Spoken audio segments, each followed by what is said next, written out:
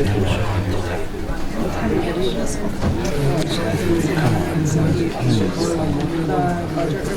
Oh, was it working? Is it today? Yeah, she knows very well. Are they giving a report to me? There's a presentation, yeah. There's a presentation. Yes. And it's time to look at this and say,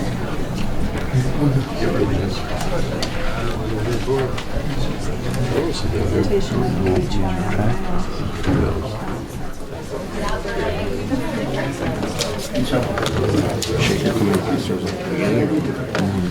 I don't know where you want to put it. Come on.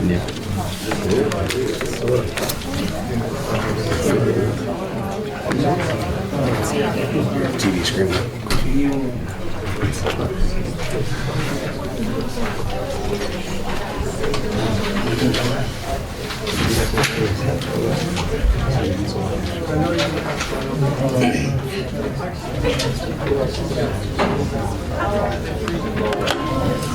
All right, good evening, everyone. Thanks for joining us today with our last meeting for the year and the last meeting for me as well as your mayor. Thank you for coming tonight. So today is, I call this meeting of Hamtramck City Council to order. Today is December 16, 2025, and it's 7:10 p.m. Would the administrative officer call the rules, please? Councilman Hassan? Present. Councilman Samari? Yes, present. Councilman Mahmoud? Yes. Councilman Salman? Present. Councilman Musa? Yes. Councilman Farag? Present. Mayor, we have a quorum. Thank you. Please rise for the pledge of allegiance. I pledge allegiance to the flag of the United States of America and to the republic for which it stands, one nation, under God, indivisible, with liberty and justice for all. Thank you. All right. Do we have any community announcements today? No community announcements. All right. So we have a presentation for presentation of UHY on final accounts for the city of Hamtramck for fiscal year 2025. Do we have someone to present that? Should be a mirror. No. Yeah. Oh, okay. Hello, how's everyone doing? Good, thank you. Okay, does somebody have the PowerPoint up and ready to go? Well, first of all, my name's Amber from UHY. I'm the partner on the account. So and this is Liz English. She was the senior on the account. We worked on the audit together this year. It's behind you, but yeah, we're yeah. That'll work. I'm sorry, I didn't know that. Okay, so as part of the audit, I'm going to bring up the first slide here. We are required. Oh, that's perfect. Thank you. So as the first slide here, we are required to go through various items. You can go to the next one. Yep. Various items that accounting standards require us to go through. A summary is going to be throughout this presentation. So if you can go to the next slide. We have our independent auditor's report in our financial statement that just basically summarizes our opinion, which we are happy to report that we had an unmodified opinion this year. We audited the financial statements as of June 30th, 2025. You can go to the next one. The required communications that we have are to provide you basically with information about our responsibilities through our generally accepted accounting auditing standards. And certain information related to the plan, scope, and timing of our audit. That was all communicated to you guys in the engagement letter. We also did a pre-audit communication letter at the beginning of the audit. Then we also are required to communicate the items on the next slide. I'm going to flip to that. So management is responsible for the selection and the use of our accounting policies. These are summarized in Note 1 to the audited financial statements. The only new adopted accounting policy that we had this year related to GASB 101, which related to the compensated absences. There was no material effect to the financial statements with regards to that adoption of the accounting policy. The next slide. We have our accounting estimates. So certain amounts in the financial statement require management to make certain estimates and assumptions in them. As part of our audit procedures, we evaluate the reasonableness of those estimates. The most sensitive ones were our net pension liability, our OPEB liability, and the depreciable lives of the property and equipment. Significant audit adjustments are also something that was communicated in the management representation letter. We only had 2 proposed minor non-material entries that we passed on, and then we had 1 very immaterial journal entry that was actually posted during the audit. You can flip to the next one. We are not aware of any audited financial statements being included in any other documents that the county the city has. We are pleased to report that there were no disagreements with the city's management over the course of the audit. We are also aware that the city contracts with the Woodhill Group for accounting services.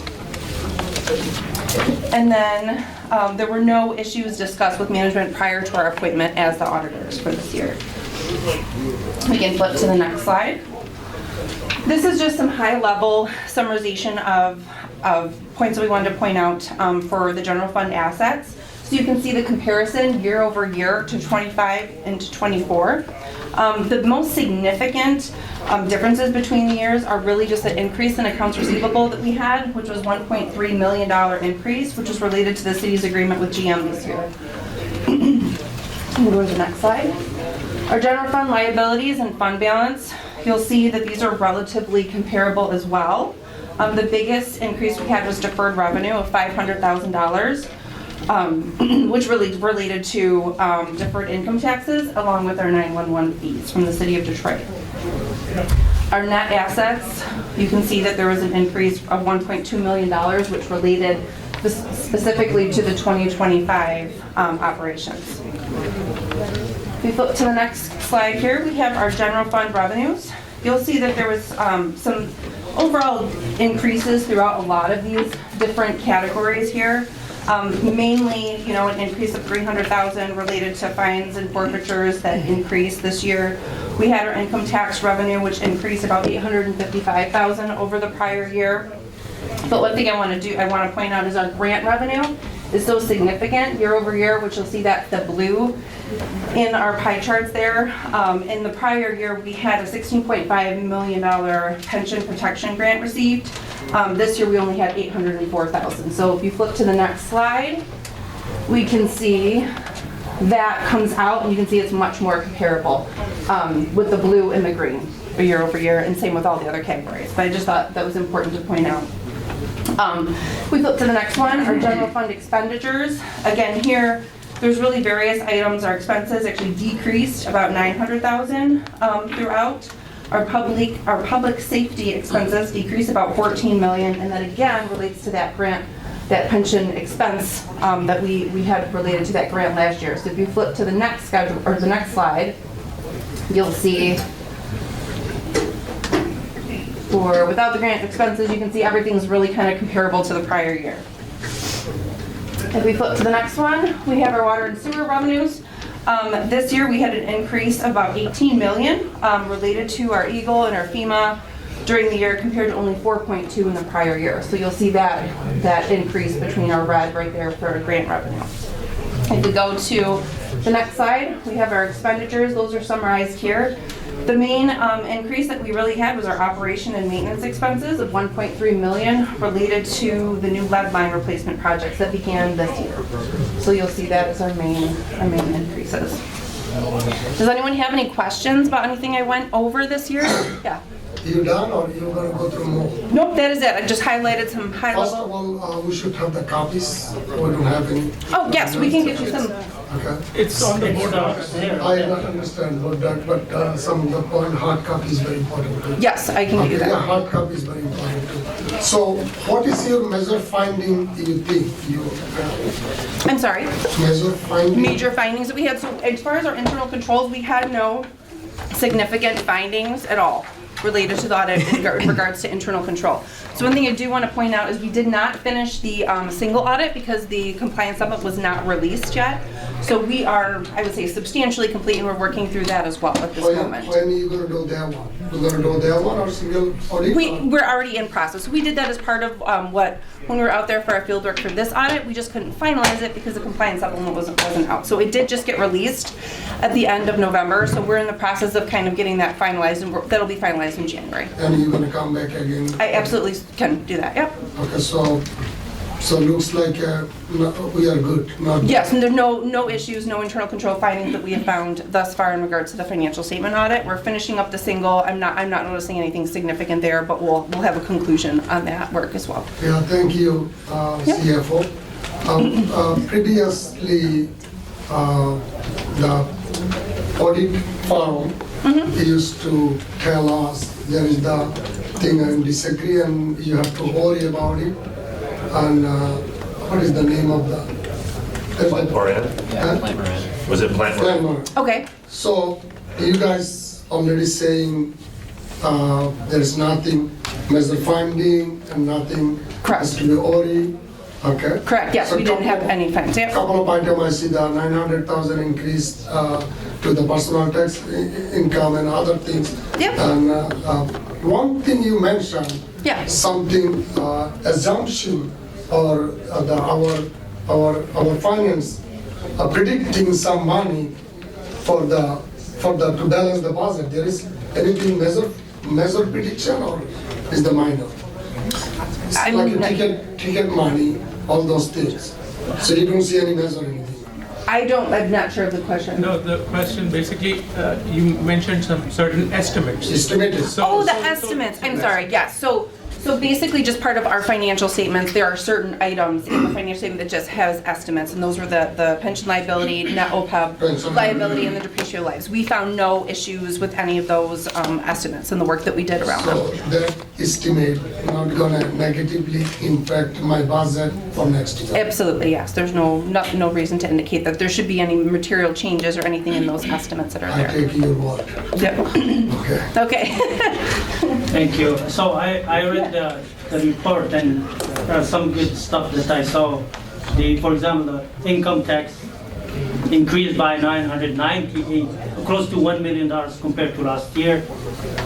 There is an increase in the state share revenue by 1.9, almost 2 million.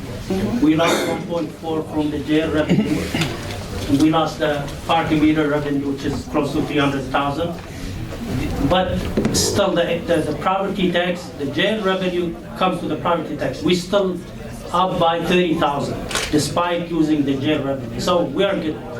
And then the GM revenue increased by 1.1 million compared to last year. So these are good stuff that made us on the positive side. And so I'm very happy that we close our fourth year with a positive budget, and that's good. Hopefully it will continue for the future. Thank you. Thank you. Appreciate it. If more questions, we have a CFO here, we'll go offline. All right. Now we move to the additions and deletions. Do we have any additions to the agenda? I have 3. Let's start. Oh, we have 4. All right. Then let's start from the right. Okay. Councilman Hassan, go ahead. So I'd like to add to the agenda one resolution, city employee vacation practice discussion and the rules. And possibly we will take action. Discussion on vacation. Yeah, employee vacation system. Okay. Second one, I'm sorry, I have another one. Discussion about the last meeting we had created police oversight committee. We have to discuss little bit because people still don't know, and also we have to make the president to correspondence with the attorneys and other peoples. Right now we 3 of them, nobody communicating with nobody. So if somebody have to take the responsibility, that's fine. That's all I have, Mr. Mayor, now. Okay, We should vote on each of them separately. Okay. two, yeah, I got. There's So, gotta be a okay. second for each one too. So I need a second for the first one? And a second for the second one? Yeah, second. All in favor? Aye. All right, so then we will vote on the amended agenda at the end once. All right, Councilman Sumeri, you have one too? Yes, we want to add a resolution for some city business we go for Wayne County. Closed session? You talking about this Yes, that you, let me see it, please. What, let me see. they it. have a caveat. Okay, so, Accepting the result, that's the... Yeah, do you want a motion for the city council to accept the The motion election for Wayne results County. certified by Wayne County? Yes, And disregard the 37 ballots for many reasons listed here. yes. So that would be, Mr. Mayor, I have an objection regarding this resolution. It's already on court about the 37 vote to the council. And we will be hearing next Friday. so we can discuss, if somebody is We second. did before, we did some issue like 6 months ago. We did some issue. It's not my job, we did. We have to do that one, same thing, when I did 6 months ago. So we can discuss during the discussion. Now we have Councilman Sedman seconded, Yes. and so I need, everybody in favor of adding this? Aye. Yeah, Not me. Okay, so we got the majority here. All right, did you have one too, or? No? Councilman Fari? Mr. Chair, I want to add to the agenda, resolution, well, I don't know what it is going to be, but it's a contract between the city of Hamtramck and the owners of Yemen Cafe regarding the mural.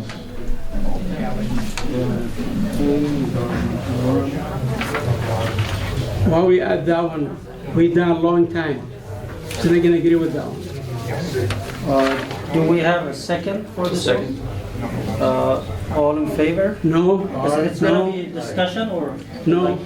Well, Mr. Chair, when they were here and we approved of them continuing building on their property there, we made options where, or recommendation to the owners that they will build this mural on their behalf, on their expense. So we requested that Yemen Cafe's owners, attorney and our city attorney come to an agreement with a contract. So we make sure that the owners will do what needs to be done, especially about the mural. So we're just continuing where what we were doing. Do we have a contact with the other attorney? We've had discussions about a contract. There's been some objections from Bill Meyer about certain parts of it and some other information that he's brought forth that he wanted to. Mr. Chair, since we have the second, I don't know it's amended or not, but this discussion already been done. Now up to you guys to make the deal. I don't know why we have to be there. Okay. So I think you guys asked us to bring the contract back to city council after, so that's what I think he's asking about. Mr. Chair, I remember when we voted on it, we mentioned that both attorneys needs to come to a conclusion with the contract and then bring it back to us. So they have done that.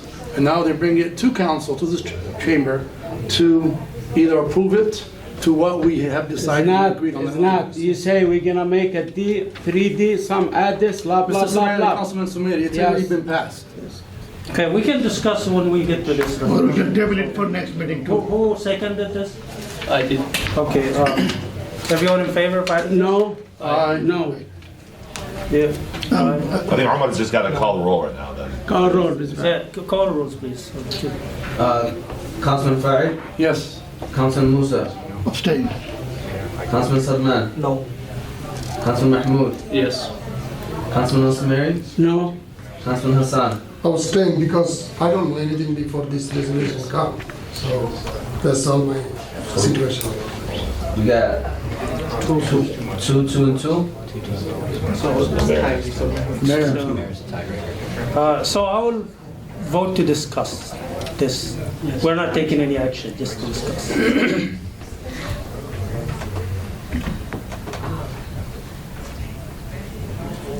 All right. All right. Any more additions? Yes, I have part of our last council meeting discussion the water bill, City of Hamtramck. We decided to reduce 10%, what we increased on last budget session. So regarding this one, I'm gonna have a council thought and make a decision. Second. Okay, all in favor? Aye. And I'd like to add the closed session, Mr. Chair, City Business. Okay, Second. closed session. All in favor? Aye. All right, now I need a motion to approve the amended. I motion. Second. All in favor? Aye. All right, thank you. All right, so we got so many petitions. You guys seem like you want us to stay here all night. Last day, make it memorable. All right, now we move to the public comment. All right. First up, we got Joanne Sobjak. Dear Councilman, I don't know what we were doing in the 70s, 80s, 90s, and 2000s, but Gregory Kowalski was pursuing a lifetime commitment to the city of Hamtramck's history, culture, and community life. He began as an editor at The Citizen, now named The Review, newspaper when he was in his 20s. He turned 75 this year. After reporting on city events, good and bad, he became very close with the community, its residents, business people, its politicians. He always tried to find a way to make Hamtramck attractive to the surrounding public. After working for the newspaper, he went on to the greener pastures, but never stopped promoting Hamtramck. He wrote over a dozen books on the city's history and culture. He has been on television and radio speaking only good of the city throughout all its changes, but most of all, he was able to accomplish his dream. He pushed and pushed to have the Hamtramck Historical Museum be a proud gem of the town. He accomplished that by working through numerous governors and others in government officials to acquire funding for this wonderful project. And thus, Hamtramck now has its own historical museum. The hours, the dedication, the worry he put in for free, all on behalf of the community he loved. Again, I don't know what any of you have done here in this city for the past 50 years. Some of you are just getting started, but in the meantime, he has put in half a century of his life to the city and deserves to have a street named after him right in front of the building he dedicated himself to for the good of all who live there. Joanne. We have another one. Hello, Mayor, City Manager, and City Council members. I am filing this formal complaint to demand the immediate removal of Councilman Mohit Mahmoud from the Hamtramck City Council. The facts regarding Councilman Mahmoud's residency are already public knowledge. It is a demand that this body enforce the Hamtramck City Charter, specifically the provisions regarding qualifications for office and forfeiture of office. Statement of violation. The City Charter mandates that all elected officials must be bona fide residents for the City of Hamtramck throughout their entire term. It has been documented through independent surveillance and private investigation that Councilman Mahmoud maintains his principal residence in Troy, Michigan. Evidence suggests that he habitually sleeps and conducts his daily affairs at the Troy address, utilizing his Hamtramck address merely as a pretense for political eligibility. Charter mandate for removal under the charter, an elected office becomes vacant by operation of law if the occupant ceases to possess the legal qualifications for the office, chief among them being residency. By effectively relocating his residence to Troy, Councilman Mahmoud has forfeited his office. Demand for remedy. The council's failure to act on this matter constitutes a dereliction of duty to the voters of Hamtramck. I hereby demand that the City Council to formally recognize that the office held by Mohit Mahmoud has been forfeited due to non-residency and pass a resolution declaring the seat vacant effective immediately. The residents of Hamtramck deserve representation by actual neighbors who live in our community, pay our taxes, and share our daily reality, not by individuals commuting from the suburbs. Respectfully, Sadiq Murshid, Hamtramck resident. Fabricated. It's a fabricated, Mr. Mayor. This is just to regarding the election results. It has been resolved already many months ago. Alright, I'll keep it going. For the first public comment, we got Joe Koshu.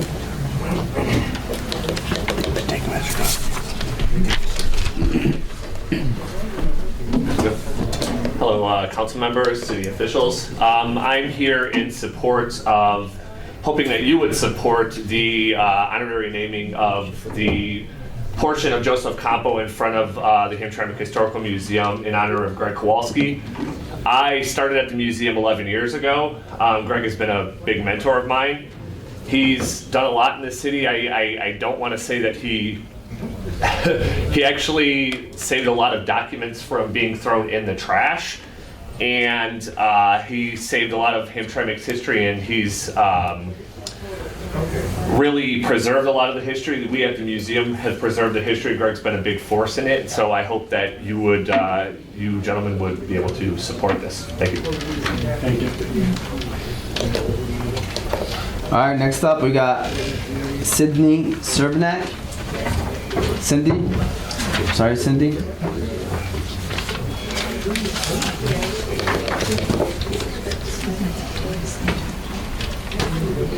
Okay, thank you for allowing us to speak. I'm also here in support of the street naming for Greg Kowalski. I've known Greg since we started in 1985 on the City Commission to establish the historic district on Joseph Campo and between Joseph Campo, Brownback, Holbrook, and Trowbridge. And it was from that committee that Greg decided his dream would be to have a museum one day. And so we worked all those years to get a museum. And finally, 12 years ago, because of Greg's influence, the city has a beautiful historical museum, and which brings tourists into the city. We have tours coming in constantly. And so the museum is not just a building, it's a living part of the city. That was his dream, and that it brings people into the city. And I don't want to repeat things that Joni had earlier, so I'm just kind of jumping around here. But he deserves a recognition for what he's done over the years, because he was really the driving force in getting this building put together, getting a committee of people and getting us all moving and getting together. And now the museum has state recognition for programs we do. It's got national recognition. We've been in international newspapers. We're a very well-known museum everywhere because of the work we've done. And Greg's been that guiding force. There's no one that loves Hamtramck or knows more about Hamtramck than Mr. Kowalski. So I hope you support the resolution for the street naming. Next up, Shaker Sadiq. Is Shaker here? Is he on the hallway? I see him out there. Yeah, he's outside. Shaker Sadiq. Shaker Sadiq? Shaker? Sir, he's out there. He's coming. Mark.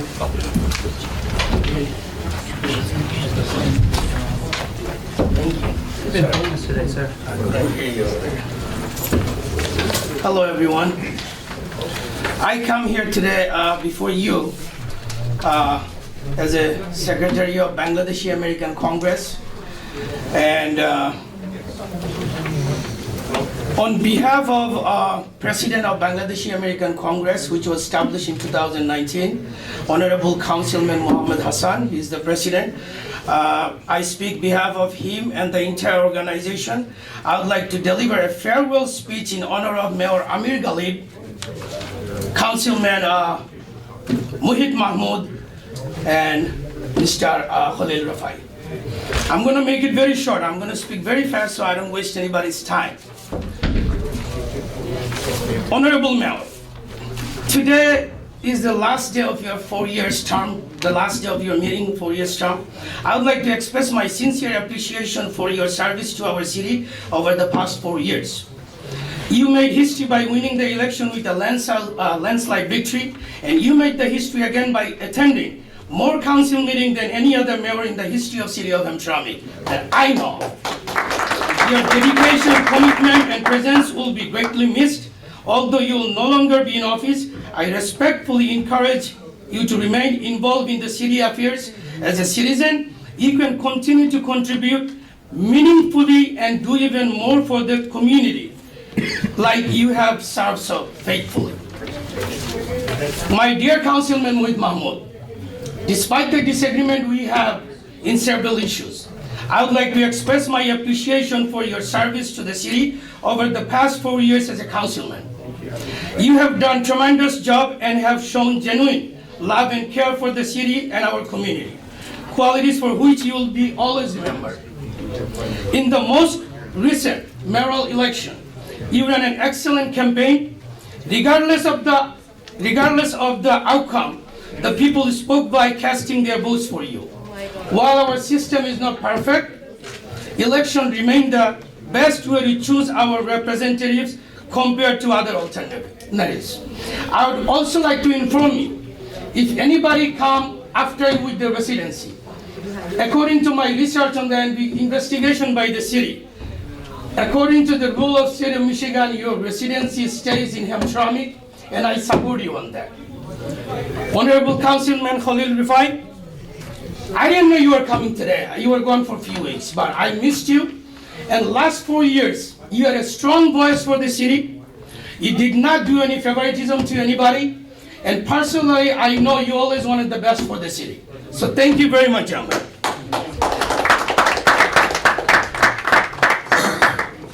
Saida Mahmood and Abida Hussein. By the door.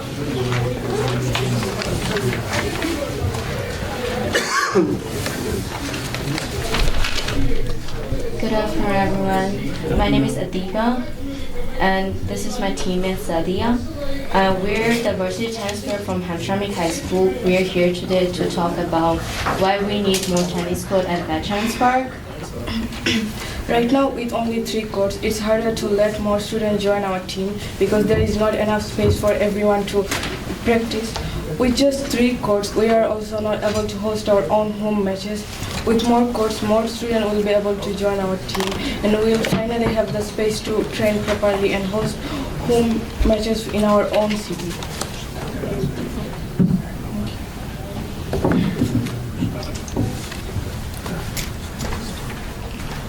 This would give us pride, motivate younger players, and help grow tennis in Hamtramck for many years. We are very close to making this happen. Please support our proposal for more tennis courts. Hamtramck students can play, compete, and represent our city on our own home courts. Thank you for listening and your time. Thank you.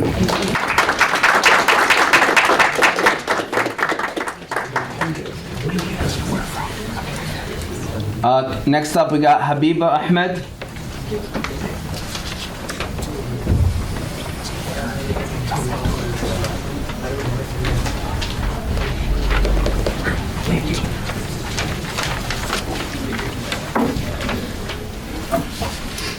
Good evening. My name is Habiba Ahmed and I'm a junior at Hamtramck High School.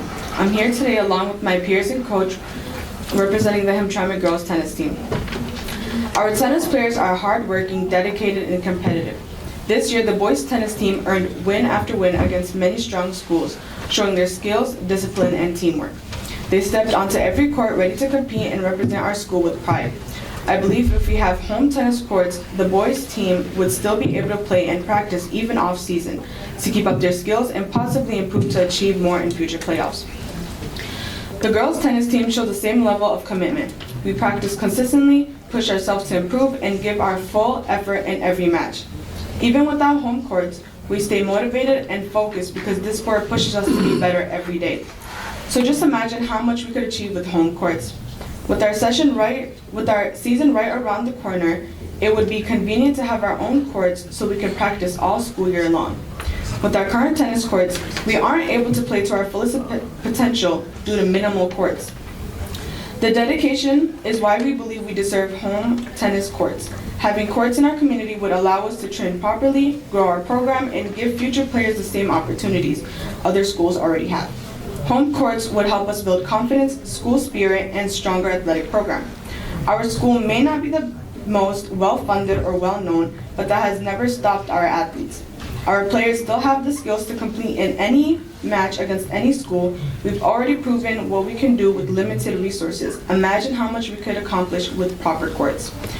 We deserve these courts not because we ask for special treatment, but because we've earned it through dedication, teamwork, and hard work. Thank you for listening and for considering our future.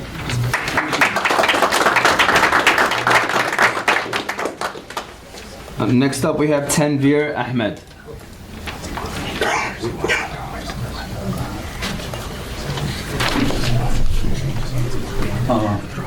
Good evening, honorable council members and the members of the community. My name is Tanvir Ahmed. I'm a resident of the city of Hamtramck, a student at Hamtramck High School, and a proud captain of the Hamtramck High School boys varsity tennis team. And I'm here today to speak about something that matters deeply to our team and the people who support us. The city of Hamtramck once had 6 tennis courts, but today we have 3, and even those are in poor conditions. The nets are uneven, the lines are faded, and the courts are cracked, and part of the fencing are broken. This condition makes it difficult for a varsity level tennis team to practice the way it should. Because of this, our team has to travel 30 minutes every day to practice at Palmer Park. Even then, our practice time is limited to only 1 hour and 30 minutes because Palmer Park have other programs after 5 p.m. For matches, we have to spend an average of 1 hour to travel, and that means that we are an hour away from our school, an hour away from our home, an hour away from our family, just to have the chance to play the sports we love and to compete. Even with these challenges, our team has achieved something we are very proud of. We finished the season with a record of 8-6 on the year, and we owned the 5th place in our regions out of 12 schools. And each team we played had their own court and strong facilities, but we did not. But we still competed and we won. Coaches from other schools were amazed at the quality of our play and the progress we have made as a second-year program. Our players are strong student athletes, just as dedicated and disciplined in the classroom as they are in the court. Because we do not have functional home courts, our parents cannot come to watch us play. Many of them work full-time, so they do not have the luxury to travel long distances just to watch us play. Our friends and teachers cannot stop by after school to support us. They cannot see the effort, the progress, or the result of our work. Everything happens far away from our home. And this is not just something we want. It is something that we deserve. We have earned it through our discipline, our teamwork, and our commitment to represent Hamtramck High School the right way. We are proud of what we have accomplished. We are proud to represent our school. All we are asking for is the chance to do that at home. We want this tennis court not as a luxury, but to provide our team with a true home where we can train, compete, and be supported. Thank you for your time and consideration.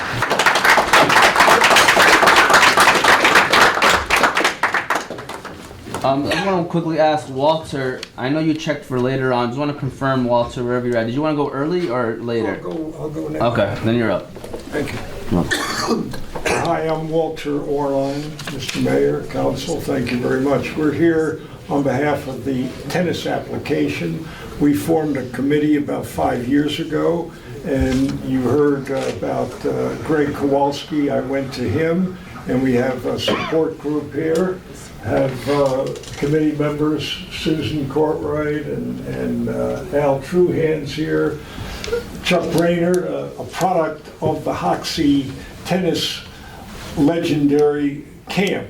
The first tennis camp in America was formed at Hamtramck Park in the 40s, and we have chosen to amplify that and rededicate it, and we've had good success.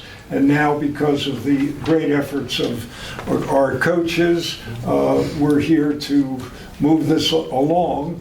And I'd also like to mention our 2 main representatives that are here from the day is Chuck Brainerd, who was a national champion out of the Hoxie camp, and we have Miss Peaches Barkowitz, who is the name of Hamtramck. She carried Hamtramck all over the world. She's been inducted with the original 9 professional women players into the International Tennis Hall of Fame. So you have the past, you have the present, our young children, and which will also be the future. And with Greg Kowalski's help, we have moved all this along, and we think it's a great thing. Tennis is here to stay. We've worked hard on our funding, and we can't thank Tom Habits enough for all of his assistance and guidance, and you'll hear from coaches Joe Patterson and Liam. Thank you very much.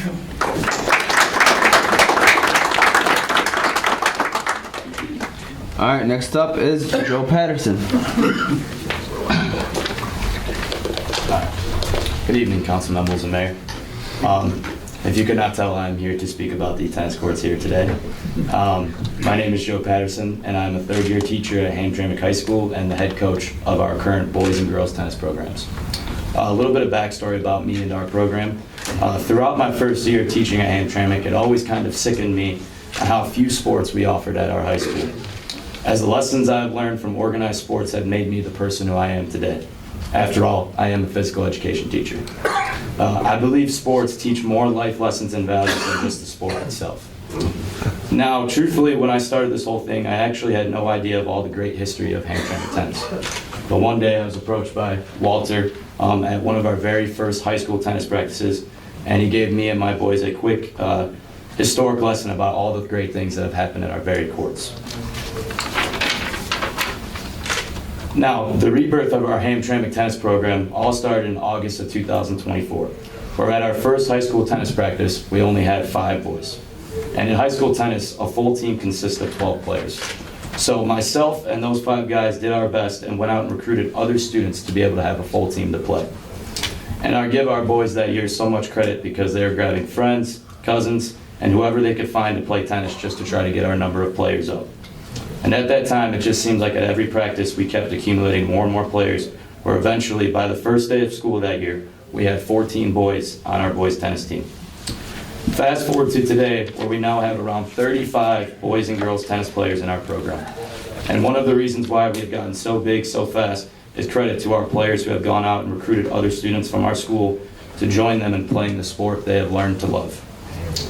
Now, I have been around sports my entire life, and I truly mean this when I say this, I have never been a part of a more special team or a more special group than our boys and girls tennis programs. A vast majority of our players were not born here in the United States, most of them from Bangladesh, but as well as Yemen. And none of them knew how to play tennis or even really knew what tennis was until they started in our program. The dedication, commitment, and courage for these young athletes to not only show up to practices, team meetings, and matches every day, but the courage to take a chance on something new. To take a chance on a sport they didn't even know anything about until they started playing here is something truly remarkable. And as their coach, I tell them all the time, they make my job incredibly easy because I don't have to motivate them to want to get better. I don't have to motivate them to want to come to practice or to want to play in a match. Honestly, my hardest job as their coach is probably when I have to end practice and get them off the courts, because these kids would play all night if I let them. We have made huge strides just in 2 years as a program already, and these new and additional courts would only help the development of our current players and our future players in our program. Rather it be more practice time, rather it be the ability to host home matches, or rather it be the ability to expand our program where we could have youth or middle school programs so more boys and girls could benefit from the great game of tennis. But truly, the biggest reason why I think we need these new and additional courts is I can't think of any other group of people who truly deserve this more than the young men and young women sitting behind me right now. Thank you for your consideration.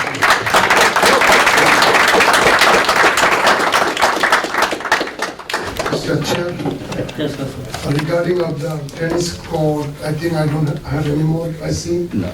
So I like to request to the city manager work with the school system. We need more, and we'll first find out the grant money, and if not, city and school board together put some money, and if you offer the donation money to develop, and I will willingly part of one. So please start work on it. Of course. Mr. Chair. Yes. Mr. Chair, just to address, I'm gonna have my racket in the summertime, and then if you guys beat me, then we'll decide to fix it. I'm messing with you. But I don't know if you guys know, we do actually have a organization. It's run by Tom. Yeah, it's the a park. Hamtramck Parks Conservancy. Yes. Yeah. So I was part of that. There's plans for that park, for Veterans Park. If you guys notice, there's a lot of big differences happening on there. I know they are working on those tennis courts. They're putting new tennis nets, and also they're fixing that whole area. If I'm not mistaken, there's a grant that we did receive, but slowly we're working on that park. As you see, we just finished fixed the alley, and then I think the next phase, I think it's the third phase. That's where they will repair all that tennis and also add, forget the other sport where you the pickleball lines. Something like that. So, but there's a plan. So to let you guys know, we are working on that. It will take time, and maybe if our city manager and whoever's in charge, maybe if you're the coach, to meet with Thomas and then maybe have a plan. I believe, are you guys voting on that tonight? Because it is in the new business agenda. For sure, yes. Okay. Yep. But they were demanding more tennis courts, right? Not just to fix the existing ones, right? So what I think in the plan is so there are currently 3 courts there right now. There is space and concrete for 3 additional courts to go right next to it, which I believe is what Tom and the Hamtramck Parks Conservancy drew up in their plan.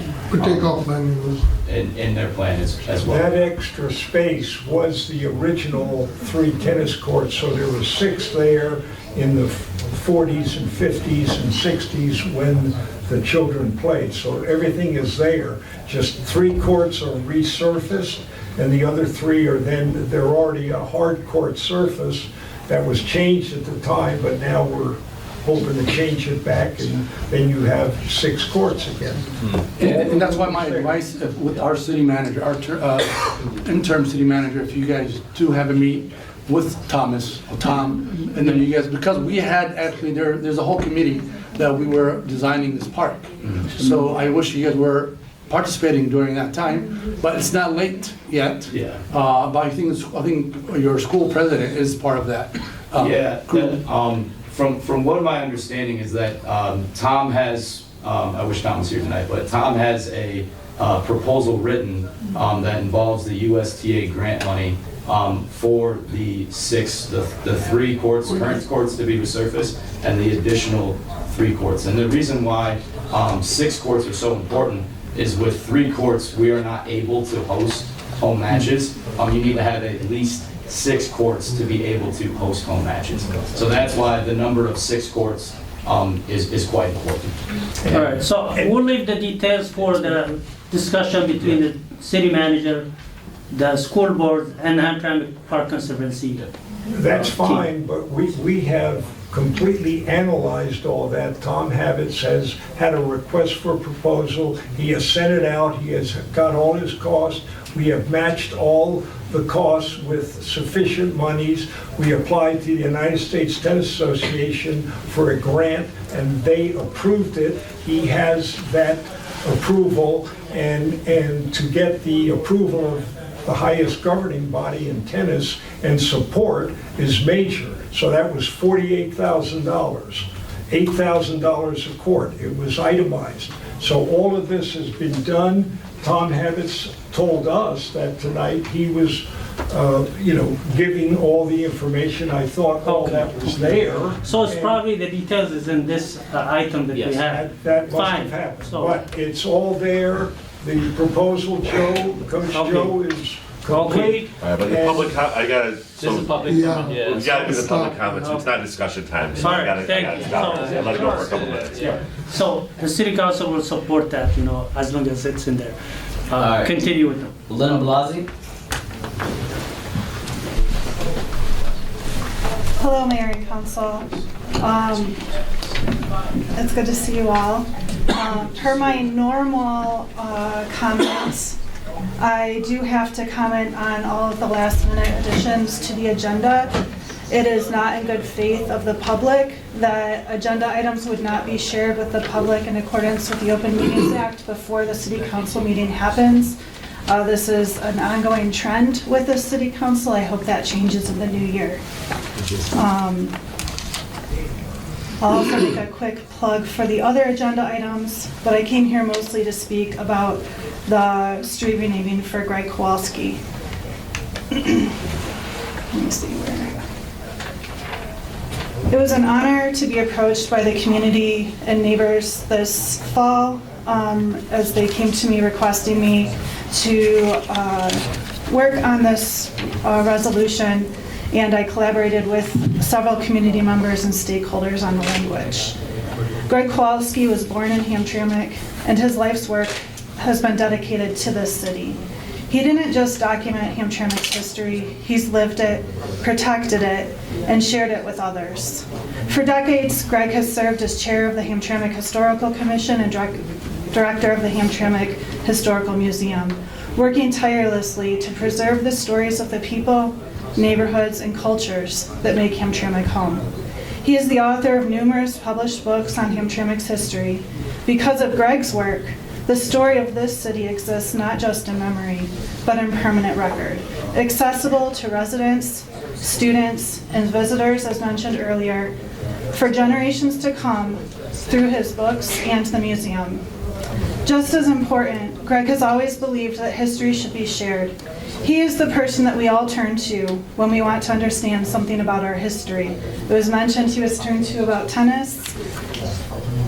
Through public talks, museum programs, walking tours, and everyday conversations, he made Hamtramck's past something that people could connect to and feel proud of.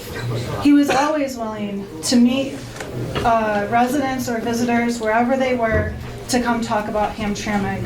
One day, several years ago, after a Northern Guard supporters neighborhood cleanup, he met our volunteers at Veterans Park and spoke to us about the history and significance of the park, the memorial, and our city.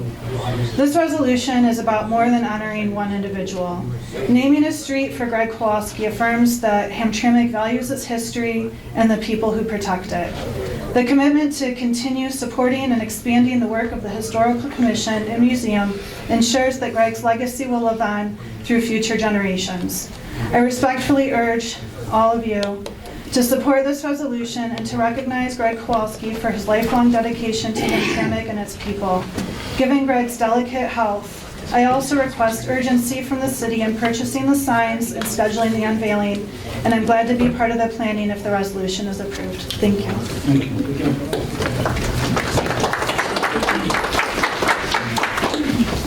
you. All right, next up is Bill Meyer.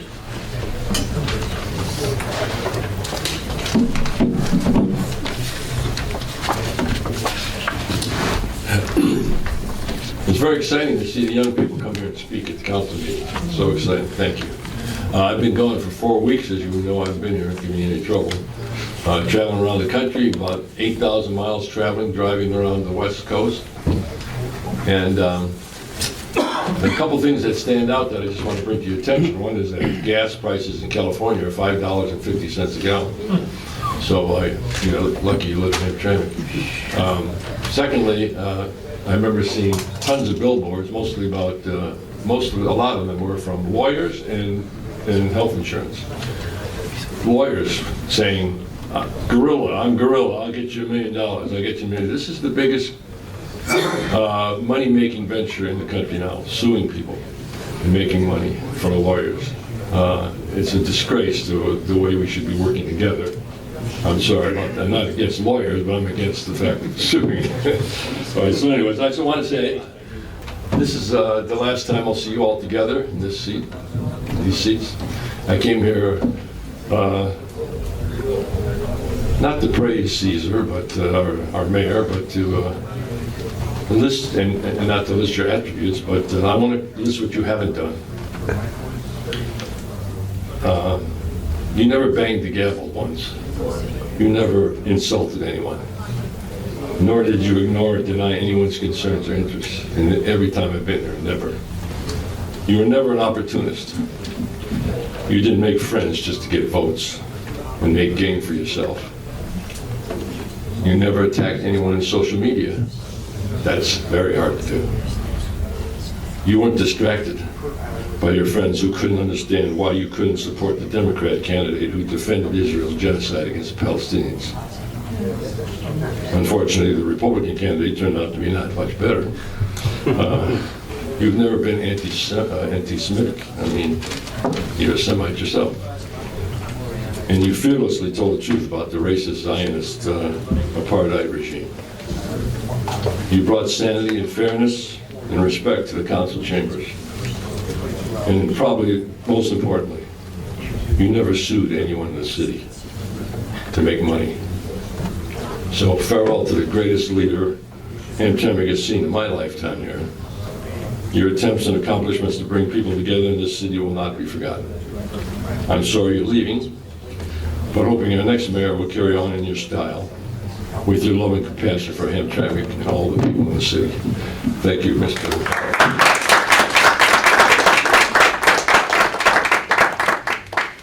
Next up is Ahmed Sharaf. I expect it.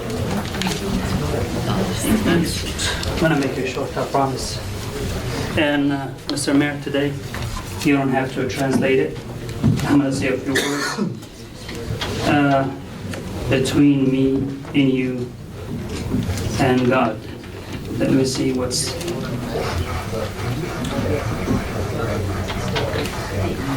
I'm going to tell you a few words. Mr. Bill Myers have said everything that I was actually prepared to say, but I am myself proud to be Yemeni because you are. That's the bottom of it. The other thing will be in Arabic. And I'm sorry all who doesn't speak Arabic, but that's something very important to people attacking the city. Some of them as official elected here, not actually, I mean city council member like Khalil Rifai and some others. And some people have been posting things against the city, which is from our society. So I have to deliver this. Yeah, so you they gotta be understand talking it. directly to them. Sure. Thank you. Okay.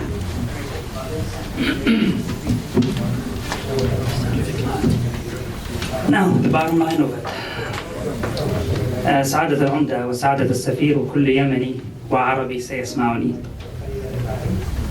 ما أكثر هؤلاء الذين يشترون وما أقل قدرة الكريم على التعلم وأنت الكريم. كمرة يا سيدي تغير مصير الشعب لأن خبر وصل متأخر أو أن معلومة أسيء تحليلها. سعادة العمدة كمرة أصيب مشروع قومي بإحباط كما يفعلون مع هامترامك أو منيت أمة بأكملها بانتكاسة لأن بيننا خائنا واحدا على الأقل. شكرا لك. And good luck. Thank you.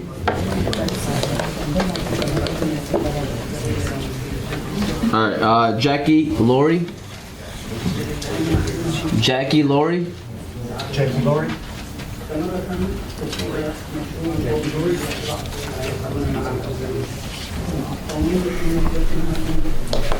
Hello, is that good? Hello, City Council. Hello, rest of the city. I'm here tonight to support Resolution 148 in support of the honoring of Greg Kowalski with the renaming of a portion of Joseph Campo. Mr. Kowalski has honored the city for decades of his life as a historian, and as an author, and as a journalist. And I think that the city giving back to him an honorific like this is a perfect, perfect honoring of him. Thank you. Thank you. All right. Next up is Charles Armstrong.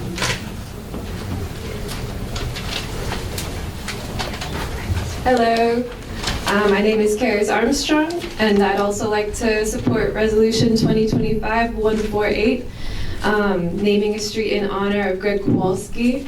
Greg Kowalski has served Hamtramck for over 45 years as both a journalist of integrity as well as a historian who helped establish and direct the Hamtramck History Museum for decades. It has been of the greatest importance to him to represent and tell the stories of everyone in Hamtramck, but also to have all the people of Hamtramck telling their stories themselves. I believe that perpetuating his memory by naming a street after him is one way to honor history as well as our history of the making. Thank you. Next up is Madeline Porter.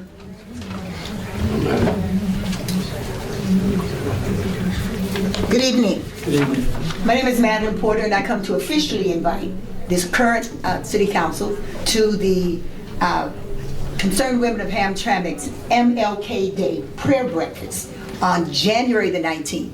I have lived in and worked in Hamtramck since the early 90s. I have watched the demographics grow. I've watched it change. I have watched argument after argument. I've seen brotherhood and sisterhood and togetherness. I've seen it all.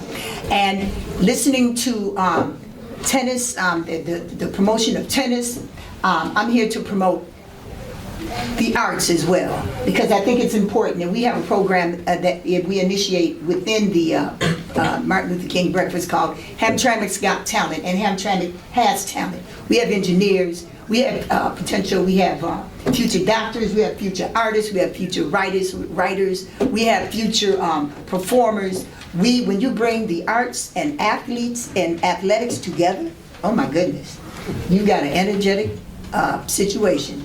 And I've spoken to Coach Mullen, who is interested. I also work in Detroit with the Detroit Public Theater, and we promote education through the arts. We partner with many schools, like we have partnered, the Concerned Women of Hamtramck has partnered with the Hamtramck Public School District. I just left a school board meeting, and many students got to complain about test scores. They talked about Title I and assessment and how low the test scores are and how they are graded. 70% of their tests or grades are based on a test, and how it is affecting them mentally and future-wise, and how it's stressful to them. And I think incorporating the arts and making sure teamwork and athletics are supported and promoted in this community, it is very important. So I hope to see each and every one of you, and I don't care who takes over the city council, who is here, who is not here. It is so important that we all work together, and can we all just get along? Yeah. I see some of my students sitting here. I see some teachers that I've worked with, that I know, that people in the community, and it is so important that we recognize each and every person, no matter your religion, your sexuality, your race, whatever. We are all in this together, seriously. So we've got to learn how to deal with it. So please, I hope to see you. I have some flyers, and I believe each and every one of you will receive. If you don't, I want to make sure each and every one of you get this. I'm going to leave it with you. And thank you so much for your time.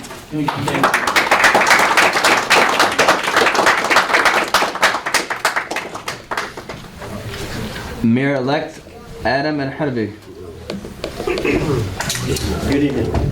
Sorry, I'm under the water about that. But good evening, Mayor, Council, City staff. Just want to say that resolution will be presented by the committee for accepting the Wayne County results and not accepting the 37 ballots that obviously were brought into the city clerk's office after the election, and they're compromised.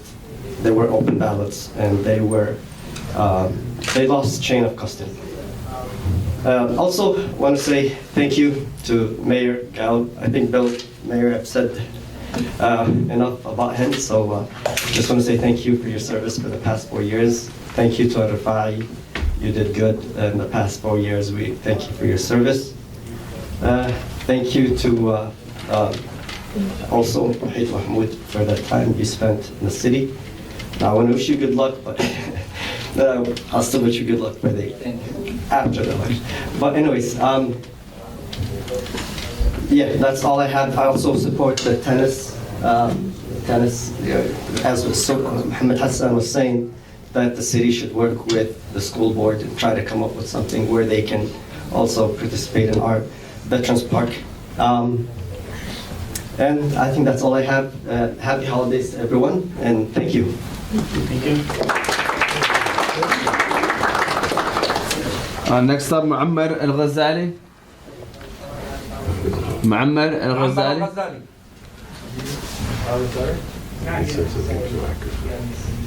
Not here. Not here. He's here. He's here. Because he's telling me that he is here. Yeah. Muammar. Yeah, he's... That's good.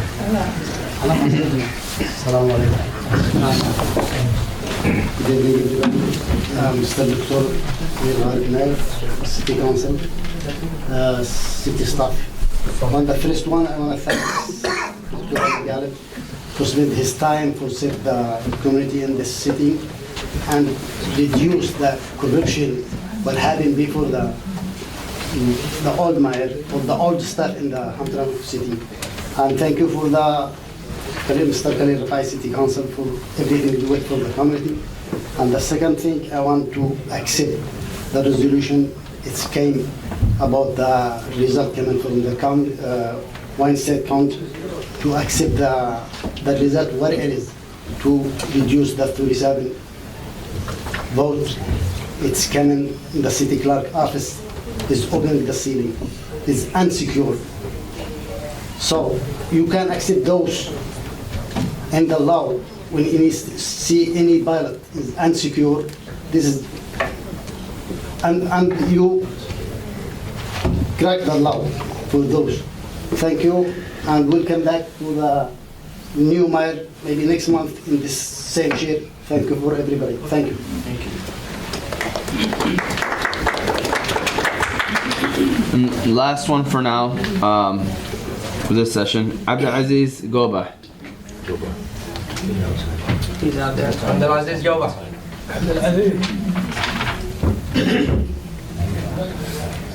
Your turn.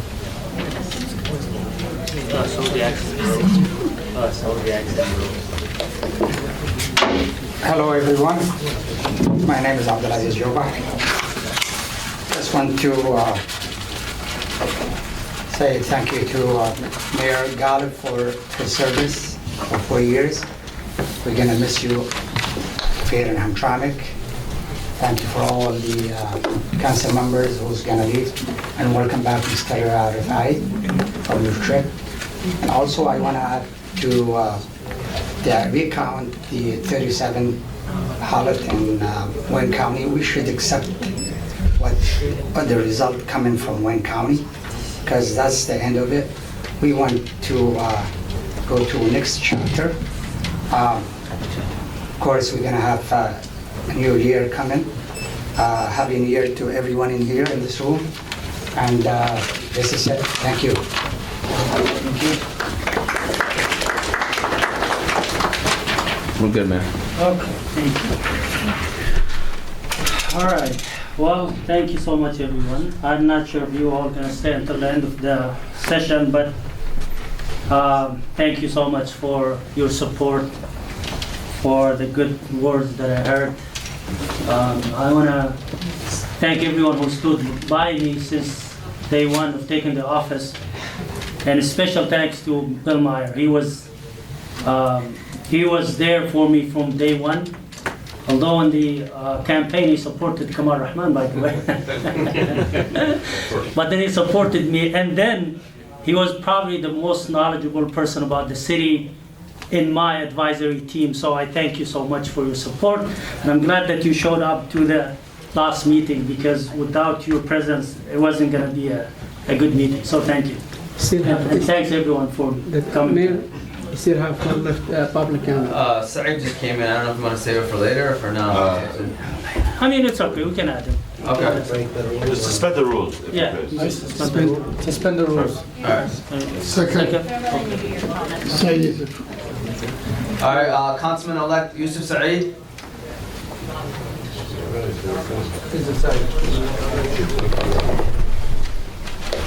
Assalamu alaikum. Hi everyone. I want to sincerely thank Mayor Amir Ghalib for his work and service for the city of Hamtramck. Amir Ghalib, you came to this city, to this position. The city was deficit. Now you're gonna leave with surplus, and that's the big success. You made it, and special thank for Councilman Khalil Rifai, Muhit, congratulations for Abu Musa acting mayor. And one thing is, together we rise, together we make a difference. Thank you. Thank you. Thank you so much. And I want to add that every accomplishment in this city was the result of a teamwork. We all worked together.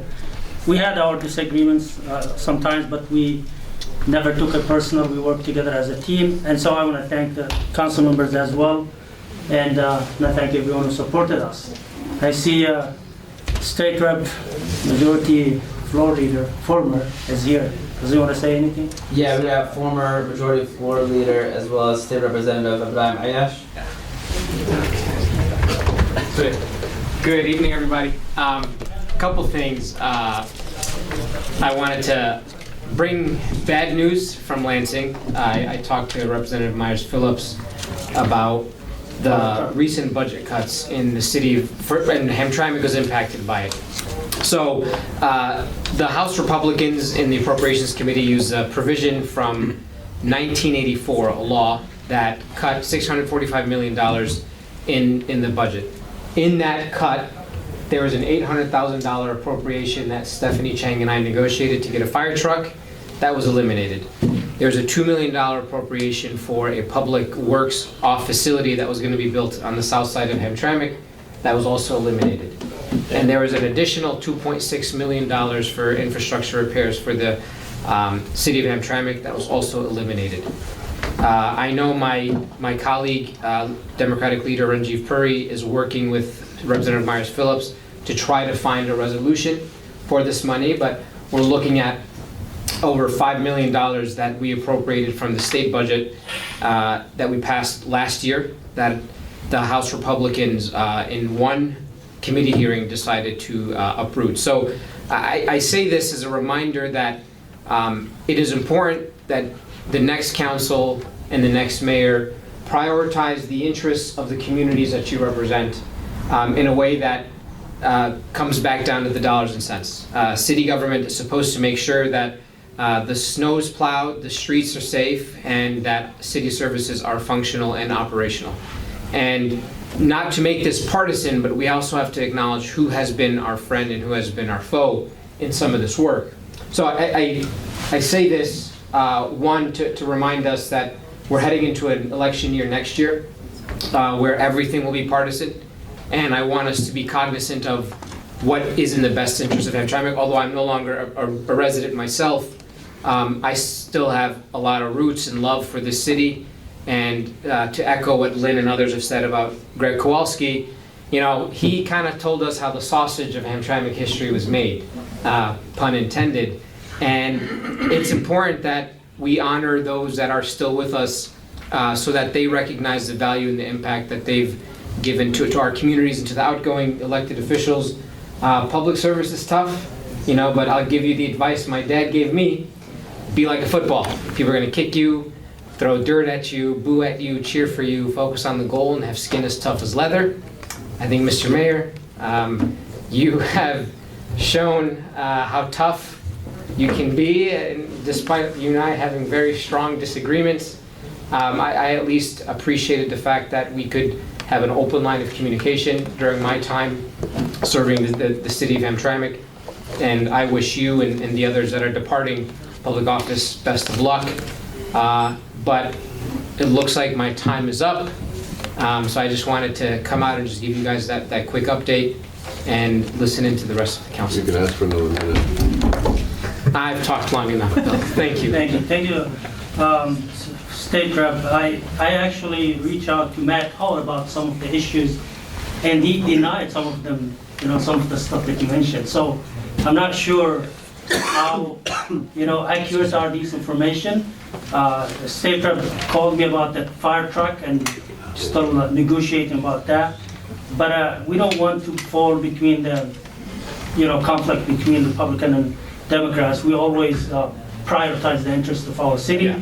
I remember in 2022 or 3, Democrats voted against getting 17 million for our pension obligations, while Republicans, when they were the majority, voted for it, and we got that 17 million. So it's not always a partisan thing. I mean, sometimes you yourself voted against that bill, and we got 17 million. But thank you for your service. We always, you know, I asked for hundreds of millions from the federal government, and if we get that, maybe the Republican will take credit for that. I don't want to make it partisan here, but we prioritize the interest of our city and our residents, and I don't care who, you know, whoever gave it to us will thank you. Yeah, Mr. Mayor, if I can use my privilege, can I have another minute with you, sir?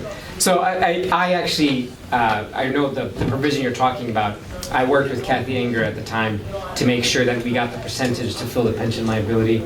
I voted yes for that bill, and very clear on that point. I did support I believe it was 2021, where we passed the law to increase Hamtramck's, to reduce Hamtramck's pension liability by increasing the percentage. I believe Hamtramck was at 46%, we got it up to 52%, and there's 8% left. If I could wave a magic wand and bring more resources to that city, I could. But I'm proud of the fact that under my leadership, Democratic leadership, we brought tens of millions of dollars back to the city of Hamtramck. But I want to exercise this important point about what Matt Hall told you.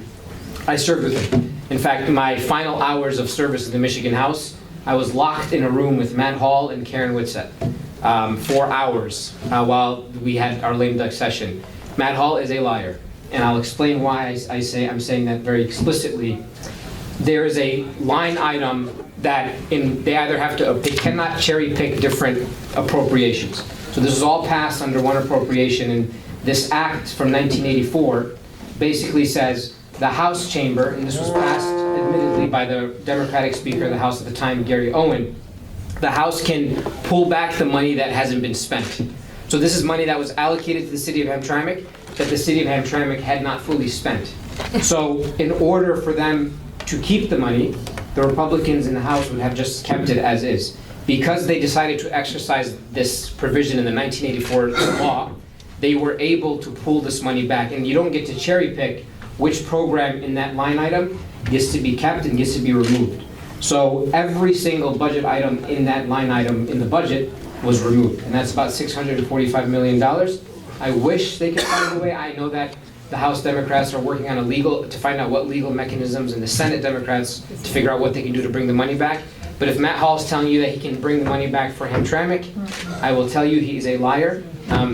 I would say he's not a person that you should trust or anyone in this city should trust. Matt Hall cares about Matt Hall, and he's one of the worst people I've had the displeasure of serving with. I'm just being honest about that. Not to be partisan, but he has lied time and time again to folks in the chamber, and I don't think he's a person that works in good faith in any way, shape, or form. So I just bring this bad news to share that we're looking at a $5 million opportunity that could have been in the budget. Now, if he agrees to put it in next year's budget, great. If he decides to say, oh, because IOSH put it in, I'm going to pull it out, that just speaks to the petty. Let me take this opportunity. Let me take this opportunity to thank you for everything you have done for the city. But I want you to keep your promise if I bring that. I will build that money, statue, you will yes. build a statue for me. So, let the record reflect, if the mayor is able to get hundreds of millions from the federal budget, I will help fund the statue that I'm going to build in his honor. To bring that commitment still stands, and we're going to put it in front of the mural, the Yemen mural, that we're desperately trying to save and preserve. So we're going to put the Mayor Ghalib statue in front of the Yemen mural. If he secures the millions of dollars, hundreds of millions of dollars. Bring some more money, then we'll give you more time. Thank you. Thank you, Anish. Is that the last one? Yeah. Okay, thank you. All right. So, it's good to have a long public comment section in the last meeting, so we want to interact with the people. All right, so with that, we come to the end of the public comment and we move to the consent agenda, and this is approved in a single motion with no discussion. We have approval of minutes from the November 18, 2025 special city council meeting. B, approval of minutes from the November 25, 2025 regular city council meeting. And C, appointment of Nikanji Jane and reappointment of Maria Vejvik to the Arts and Culture Commission. Motion. Second. All in favor? Aye. All right, do we have the appointees here or no? Okay, well, they will give their... Mayor-elect made a good point. We suspended the rules, so if we want to retract that, so we'll just go back to the meeting as well. He made a good point. This is a good point, yeah. Aye, motion. I'll second it. All right, all in favor of that? Aye. All right, so with their appointment, they can give the oath later on, the two appointees. Public hearing, we have none, and then we move to the new business. We have the first one, Resolution 2025-143 to award contract of the 2025 Veteran Park Tennis Court renovation, Hamtramck Park Conservancy funded. Motion. Second. So this is the one that we're talking about. Yes. Good evening, Council. I'm here on behalf of Tom Habitz, who's the director of the Hamtramck Parks Conservancy, to talk about this item. which I think might be an example that today the youth in your community maybe knew a little bit more about the agenda item than you did. We have this project which is funded, and we are bringing this request to you today to award the bid for the construction of the project to resurface, restripe, put new fencing and nets up for 6 tennis courts in Veterans Park. And again, Tom Happets of the Parks Conservancy, all thanks to him and that organization and its funders for their work and their pursuit of grant opportunities to make this happen. And the bid award is of about $113,000. No cost to the city because it's funded entirely through Parks Conservancy funds. And the award would go to CNS Construction after a bidding process where that company was the lowest qualified bidder. Okay. I just also want to say thank you to everyone, and especially the youth who showed up to talk about this today and in support of it. We started our Youth Advisory Council recently, and this is a big thing that they were interested to know about in terms of what renovations are going to happen to the park and wanting to be involved, and through that learn more about city government. So thanks to everyone who showed up today. Mr. Mayor, I think the kids came with the hope to us and we can make them disappointments. So I think just go straight to the vote. Maybe I don't think we have some discussion. Yeah, I think we have. So it's straightforward. Where's Councilman Hassanullah? He voted earlier, so yes. All right, we can go ahead. All right, Councilman Musa. Yes. Councilman Fa'i. Yes. Councilman Sadman. Yes. Councilman Al-Samari. Yes. Councilman Mahmoud. Yes. And would you just leave Councilman Hassan blank? Yes. All right. He's here, he's coming in. You're gonna vote for tennis? Yes or no? Yes. Yes. All right. Resolution 2025-143 has been approved. All right. Thank you.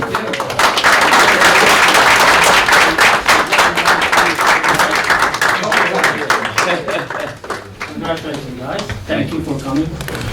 All right, the next one is Resolution 2025-144, award 2026 to 2028 as needed emergency sewer and water repair contract. Motion.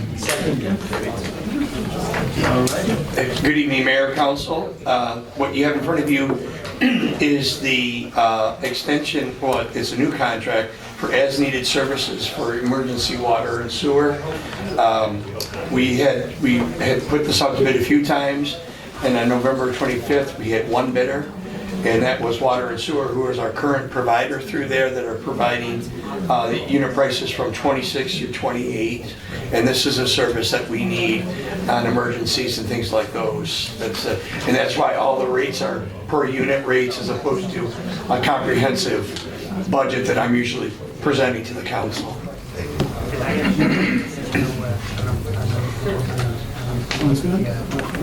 Any questions? No, sir. What's the budget on this? There isn't a budget because it's only as needed. As needed? Yep, so when a water main breaks, but we do have limits for line items. A water main break is $6,000, and that's a lump sum. So there's a variety of different services that we can request from them as needed. I have a quick question. Sure. Regarding the water and sewer. I consumer complaining Jacob Street last week. They have a basement flooded, very nasty water there. I called city also, sewer service. Customer, resident came in to fill up the paper also. What kind of help they can get? Because they're really messy. Did you fix this? When I talked to the water department, they say, what, it is fixed already or no? Jacob by the tenant and Gallagher. So I think it's a specific incidents for some of the residents where they got their basement flooded. Yeah. I know one of them said it happened after fixing and repairing the alley. Said it never happened before and now he couldn't get rid of it. So I think that's what he's talking about. Okay, What kind of help can they get when this happens? Well, we'll take a look at that. You happen to have the address. I do have an address, few of the area address also. Okay, great. I have phone number also. Oh, we'll get it, then I'll get it through Alex. Yeah, if I may, we've been televising a lot of sewers. Yeah. As of right now, we're working on it. This is an expanding list, so I can look into it 100% as soon as we're done with this, and we can. Yeah, we can get together with Chris with the DPW who's doing our camera. Thank you. All right. Councilman Sadman. Yes. Councilman Mahmoud. Yes. Councilman Al-Samari. Yes. Councilman Musa. Yes. Councilman Hassan. Yes. Councilman Fari. Yes. Resolution 2025-144 is approved.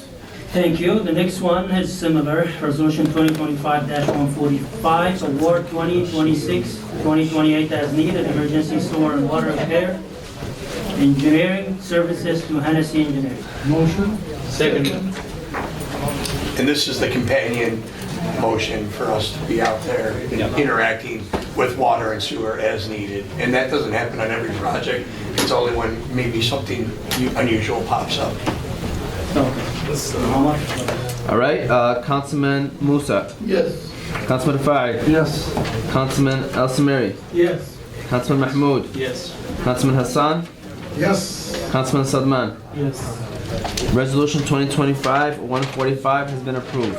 Thank you. Thank you. Thank you. Next one is Resolution 2025-146, approving the purchase of two Motorola APX 6000 portable radios.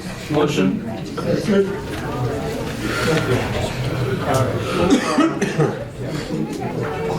Someone giving us some details? Matt's here, the fire chief's coming in. This is Yeah, he's coming. I think it's for the fire He's chief. trying to get through the wall of people. Oh. Yeah, same. There he is. Traffic jam there, about 10 players there. Put your signs on. Be nice. Good evening.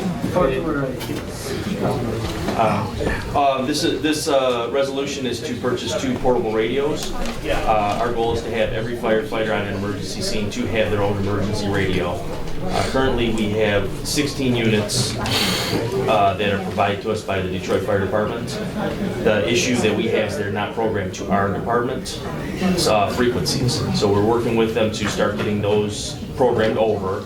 But on an emergency scene now, we have very few radios that we can actually directly communicate with the PD. So these two radios are in addition to two radios that we've received funding from Wayne County. They've used UASC funds to provide radios, so we've a great opportunity to purchase, have the four radios and have the programming done at the same time because it takes about 4 months to go through the whole programming process. I'm just asking for the purchase of the two radios. We did budget for them this year. So, What's the cost? cost per unit is about $7,428 for each. $15,356 for both. Yeah, and that's the state of Michigan pricing, which offers a discount from the normal pricing. But they're basically the only business in town, so we have to go with their pricing. It's from the general fund, yes.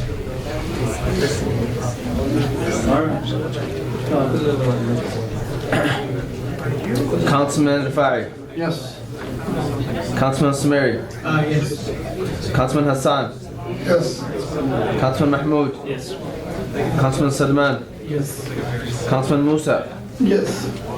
Resolution 2025-146 has been approved. Thank you. And I wish you gentlemen the best on your retirement from city service, at least temporarily as it is. I'll see her.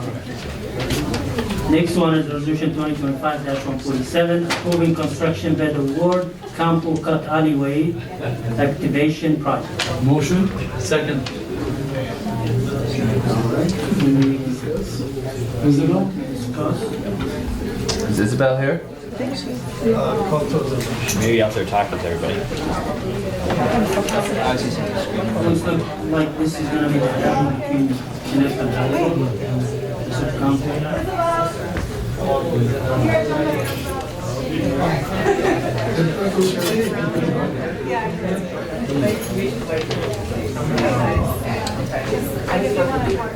The lowest bid is $1 million. Sorry, there's a lag out there. Okay, good evening again. This is another bid award for another grant-funded project. You've already approved one contract for this project, which is our engineer to help us plan and design the safety improvements and traffic calming measures. I included some pictures and documents with the agenda item of the raised traffic tables. And the scope was 8 of them to be installed in the alleyway west of Joseph Campo from Holbrook to Kniff, and then also some pedestrian amenities. We had some really great community engagement sessions about this project, and we were able to successfully get this out to bid. We received 3 bids, and all of them came in high. They came in over budget that we were awarded from the grant. So our approach, because we have to award this today in order to meet the deadline the grant has by the end of December of this year, the contractor is working with us to approve this contract amount of essentially $810,000 so that we can then keep fundraising, trying to find other funding sources. What we have ability to pay for with the grant right now is 6 of the intersections instead of the 8. So we'll be looking for approximately another $200,000 to then add on to this contract later. And that's our goal. So we're bringing this before we have that figured out because the grant requires us to dedicate the grant funds and make full use of the $1 million we have from the Department of Natural Resources in this SPARK grant. Not as cut and dry as maybe something I would typically bring. I can take any questions about that budget if you have them, but we're going to keep working on it.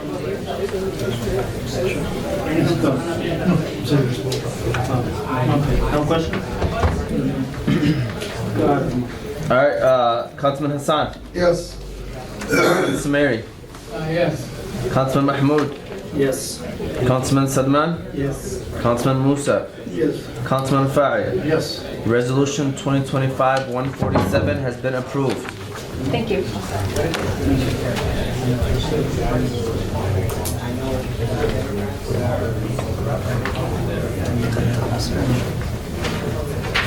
All right, the next one is resolution 2025-148 requesting the designation of GREGORY Street. Motion.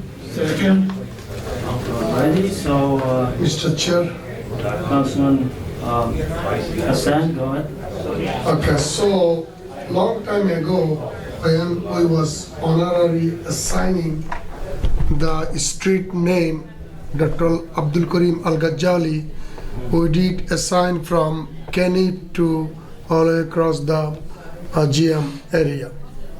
So still is remaining same, but in the section of the middle, I spoke to the lien and is written, is coming to the Greg name, is still good, no problem. So that case, again, still Kenny to back there is honorary Abdul Karim Al Ghazali. This section only, that area, honorary renaming to Greg name. That is the one is happening, right? Okay. So Glenn put the option of naming the street he lives in, which is Wyandotte. What do you guys think about that? I'm going. We got 2 options. Yeah. The whole street. Does it make more sense that his residence, Yeah, that case, I wanna go back to his street, whole street. Yeah. I don't have any problem. Yeah, I lived once in that street, so You have any I'd preference? like it to be on it. I'm going there because I have to say all those things. This resolution, changing from Joseph Campo to Wyandotte Street to be renamed for Craig. Second. All in favor of the amendment? As we going to the one that. Yes. Okay. To Wyandotte. Yes. It's a dead end street, but it's a very vital, vibrant street. Yes. So, all right, I guess now we can vote on the amended. All right, Councilman Musa. Yes. Councilman Fa'i. Yes. Councilman Sadman. Yes. Councilman Mahmoud. Yes. Councilman Al Samiri. Yes. Councilman Hassan. Yes. Alright, so Wyandotte will be named in honor of Greg Kowalski.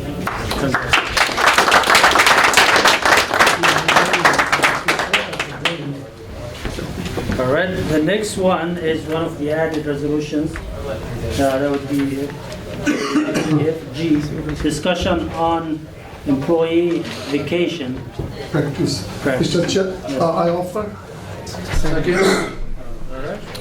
Okay, Mr. Chair, 2022, we had a councilman, a couple of councilmen came to the idea if employee don't use the vacation, we can 1 week max, we can reimburse them.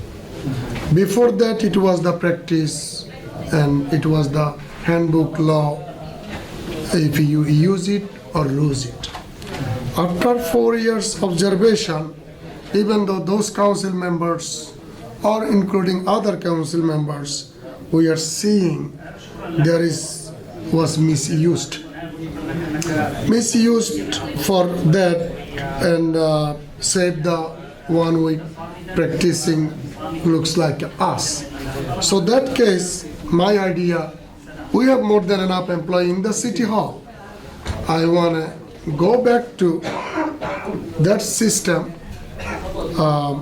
employee vacation practice, use it or lose it. If this city can survive that kinds of law 100 years or more than 20 years, or when I came 2009 I saw, and we try to change and given some opportunities, but I think not all of the employees, some of them, I think it's not the good practice, and to save some money, we want to go back to the vacation, use it or lose it as it is before 2022. But it will stay the same number of days and stuff? Yeah, Changes? yeah, everything is the same. All same 1 week. No, all same. This resolution was brought up by me as the appreciation for the hardworking people. That, you know, if there's some left over vacation time, or instead of losing it, they can just, you know, buy it. I mean, the city can buy it, just pay their money. But if you think is using like lack of negative ways and people saving it and, you know, not utilizing it properly, I mean, I don't have problems with treasurer. To the note, recently, I'm not gonna say the employee name. Employee took the day off, even did not call his boss. He's taking the day off. My manager shaking the head, but I'm not gonna say the name. But there is no system recording. If you don't call your boss, how your boss know you here or not, unless he has to go look for it. Well, if he's a union employee, it should have been no call, no show. That means terminated automatically. Right. So no, just saying that there is who knows all those things. So that's why I want to go back to the original system, use it or lose it. We do have more than enough employees. Thank you, Mr. Mohit Mahmood. Thanks for telling us the truth also. And you try to give the hardworking employee to benefit, but one or couple of two employees misused and get the good people losing their things. We try, but the other hand, we have to save our money also. Thank you. And we didn't need someone, they make extra over the law. Like before, people, they make extra. This is not good. We didn't need to use this option again. So I don't think technically a resolution would work here, but if you're directing, basically, I think the city manager hears you. I hear you loud and clear. So, and he agrees with you, I know that for a fact, Yeah. so Okay. And he'll take action. Mr. Chair, and I also agree on that. I think, you know, if you don't use it, you just lose it, because we have seen some other employees are really abusing it. The thing that we added, like our councilman Mahmoud has mentioned, and he actually the one that fought for it, and we did vote for it, but sadly people are abusing that thing. Thank you. So, go ahead. Councilman, sorry. I agree with this, whatever Councilman Kamal Hassan and my doing these things. I'm living this same practice in my work. use it or lose it, so I'm not against this, that's fine. Our attorney, I want to clarify and make the clear things, because we approved the resolution. Again, we are approving the resolution, given the direct direction to the city manager, practice the previous law, either use it or lose, Mr. Omar. That Yep. is my statement. That's Thank you. So they can vote on that. Yeah, correct? they have City to manager. vote. Yep, exactly. All right. All right. Done. Councilman Al-Samiri. Yes. Councilman Al-Hassan. Yes. Councilman Mahmoud. Yes. Councilman Salman. Yes. Councilman Musa. Yes. Councilman Fag. Yes. Resolution 2025-149, employee vacation system, use it or lose it, has been approved. I'm on it. All right, thank you.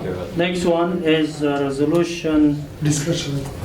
2025-150, discussion on police oversight committee.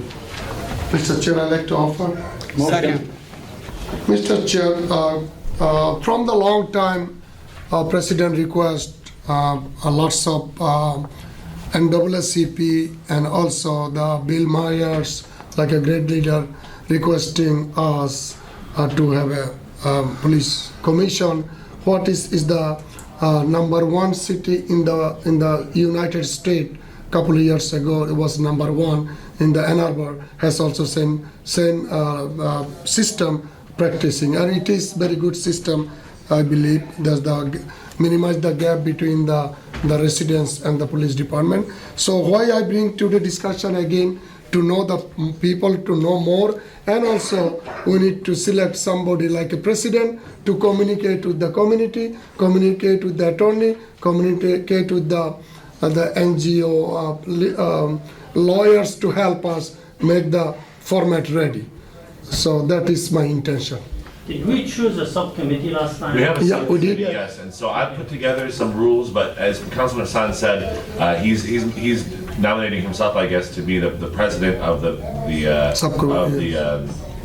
committee. Commission. Of the commission, excuse me, thank you. Yeah. And that way that he can coordinate with the subcommittee and then present to the rest of the council once we have a full. Because we cannot, three councilmen, we cannot communicate with the other people. If anybody interested, I don't have no problem. So that's all. So you're gonna take the lead to communicate with community leaders who would be? Yes, yes, attorney and everybody. And he has been taking the lead, honestly, already, so this would formalize that. Okay, no problem. Anybody is interested or Yeah. opposing that? I mean, We are three with the committee, so if you choose the president, only the president, you don't need secretary, you don't need any other things. No, what was the question exactly?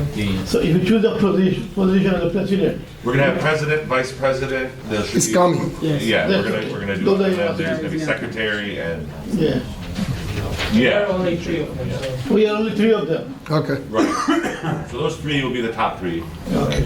All right. Everything else will be after that. So it was last time the three of you, right? Yes. Yeah. So Hassan can be the president.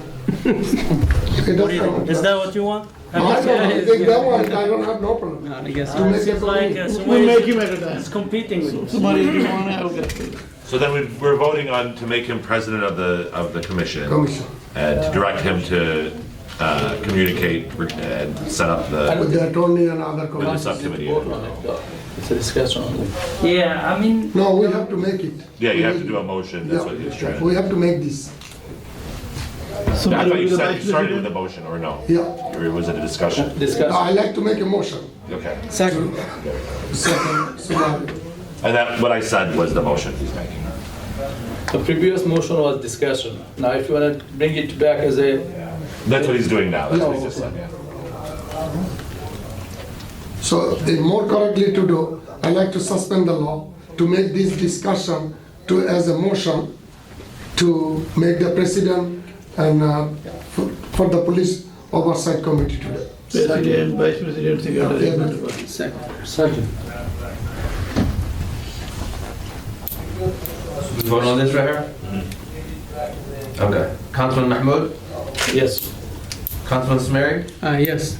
Councilman Hassan? Yes. Councilman Salman? Yes. Councilman Musa? Yes. Councilman Rafai? Yes, Mr. President.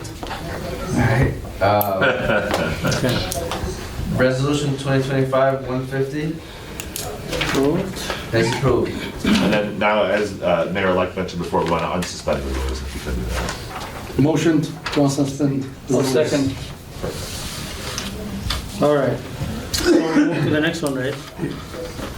Yes. So the next one is Resolution 151, which summary motion to accept the certified election results by Wayne County and disregard the 37 ballots for many reasons that he listed there, that they were found the next day and after the cutoff time, not tabulated, not following the chain of custody, and they were open. We offer. I need a motion. Motion. Second. Okay, we can discuss now. Mr. Chair, Yes, Councilman, go ahead. I was in here and I was out of town. So I don't know if this is a common practice during council to actually have a resolution. I don't know what is it about, but Wayne County has certified the results the way it is. So I don't know why. Do you know why? Do you know why when we have 6 months ago, when we have is not resident, they coming back to the council when I approve it?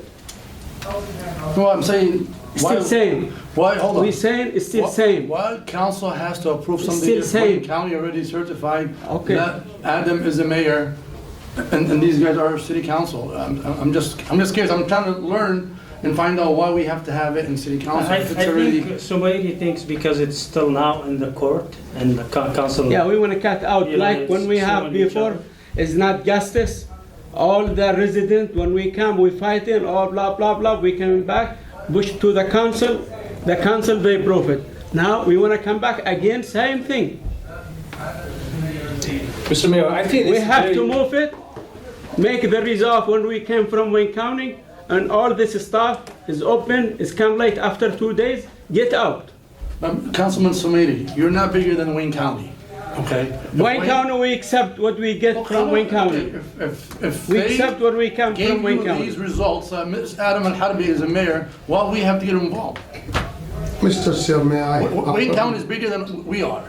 So I just don't understand why I have a resolution. Same when we have before, I same. think, let's Why see. I did before Maybe- 6 months ago. I think the one who can answer that question of Councilman Rafai is Councilman Muhit Mahmoud. So, Mr. Mayor, first of all, I think when people voted for Clark era to say we're not going to count the vote, as a politician, we work for people. We want people voice to be heard. And if we say no, it's not going to be heard because that could go against me. That's make us a bad politician. You know, we believe in democracy. We believe in constitutional right. The reason was 37 vote was not counted because Clark made a mistake. We asked Wayne County, I filed a lawsuit on behalf of 37 people to find a ways to count their ballot. Either justify those ballots to see if there are any alteration being done. If not, then count this ballot, or give 37 new ballot to those 37 people to fill them up again. So court been deciding on this one. There is a judgment going on at the court. There is a hearing last Friday and another hearing coming on this Friday, which I think Adam Al-Harbi, his lawyer, involved to it. And of course the Mark lawyer, my lawyer, who is fighting on behalf of 37 people. All we're saying, the vote, I'm not sure is on favor of me, on favor of Adam, or the favor of Lynn Bless. Who knows? Or split all three of us. You know, if Adam gets more vote, it's a bigger victory for him. I mean, regardless, we always asking to count the ballot and hear the people's voice. I think, like you That's mentioned, the main thing here is the major mistake that happened by the clerk or whoever that exposed those ballots to people and stayed there open for a couple of days, which made it unsafe to trust that nobody touched or those ballots. And like they said, they didn't follow the chain of custody. They weren't tabulated. I looked at precinct 2. Lynn had 84 vote that day. Adam had 142. You had 180 something. So you were very close in that day. I mean, So I don't think that one person would have all of them in his favor. Right. They That's what would I be said. they would be distributed in a way maybe similar to that voting thing. And it looks like if you will need probably 25 of them in order to change the results. And you know. Yeah, but I don't know how they are. I mean, but this is the concern. I know. Probably Adam wants to say that, but he's not allowed to say it now. But Mr. Chair, yeah, go ahead. you know, if with due respect to Councilman Mahmoud and Adam, to everybody, but if Wayne County recounted them twice and they brought the results, you know, if they decided we're not going to count to 37, you know, if Councilman wants to go to court, then do what you got to do, it's fine. But I think Wayne County has decided that these are the results. How are they gonna accept something they came and the door is closed? They find out after 2 days. Mr. Mayor, may I? If door is closed, that means nobody 2 see days. it, nobody touch it. 2 days is open. Okay, Mr. Mayor, okay. So, Council, I kind of agree with Khalil. It is kind of the non-practicable resolution. I understand, but before those kinds of situation, we never had it. The situation came like today is other things. So it is, we are not the justice. Okay? Wayne County already has the case. I mean, circuit court. Either federal court, I think. Circuit court. Okay. Circuit court already has the case. Circuit court will decide what they're going to do. Here is, we're not going to talk. Here is because one lawsuit already pending. The mistake or intentional, we're not going to find out. Mohit Mahmood is right, he's lawyer. People has right, constitutional right to vote, and I did vote for your clerk or your office mistake. Why I will punish? Why my vote not got counted? It's not our decision, it's the circuit court decision. So right now resolution is came here. It's nothing gonna mean good, nothing gonna mean bad. If the Mohit Mahmood, after adjustment, 37 vote count, it will come, Mohit Mahmood is the mayor, we're gonna make another resolution, congratulate the Mohit Mahmood as a mayor. So nothing, no problem. So, Mr. Attorney, now I'm gonna put in your spot. This resolution is anything, already Wayne County certified the result. After Wayne County certified the result, there is the official result. Okay? And we can accept it, no problem. We cannot deny it. So, this case, if we accept, we're gonna have in trouble. So the council really has no power over Wayne County Board of Canvassers or really the judge. And so, okay, so just let's back up. The Wayne County Board of Canvassers voted 2-2 to accept or deny. I can't remember what their vote was, Yes, the votes. And then because it was a tie, it ended up failing. So I guess they didn't accept the votes. They were denied. Okay, I got one second. Yeah. If the council is not, that's his job. We need the justice for the resident. Why they came to the council? It's not our job. We need to put this issue in the justice. Okay, so I think I know. Okay, I'll come back to that. I think what you're mentioning is the resident's complaint. You mean about the residency? Yes. Yeah. So I do have a duty that basically they're put that on me to bring it to the council, and I do have a duty to do that. We could do that today, or I guess the next meeting. But to bring that to council regarding the residency, the same way we similarly did. I think it was in March. But that's been done already. No, That's March, been A long May. time ago, yeah, so the council could have the choice of taking that up again or not, since they've already decided on that, if there's new evidence. But back to this case, sorry, I got a little distracted there. So with regards to this, basically, the Wayne County Board of Canvassers voted 2-2. That meant that the votes were denied, and then now Councilman Mahmoud has filed a lawsuit And the city is one of the defendants in the lawsuit. So we're appearing as part of this lawsuit. So the council, if you're gonna make a resolution today, basically what you would be doing, I guess, would be not to direct, you can't direct Wayne County to do anything, you can't direct the judge to do anything, but what you could direct is me to tell the judge that this is what the council wants to say. But again, I don't think that she's gonna take into account Mayor-elect's attorney and Councilman Mahmoud's attorney, and she's gonna see what she thinks the law says. So I think that if you guys told her what you think, she'll listen, but I don't think she will. I don't think that's going to affect her decision, honestly. I think it's more going to be the attorneys arguing.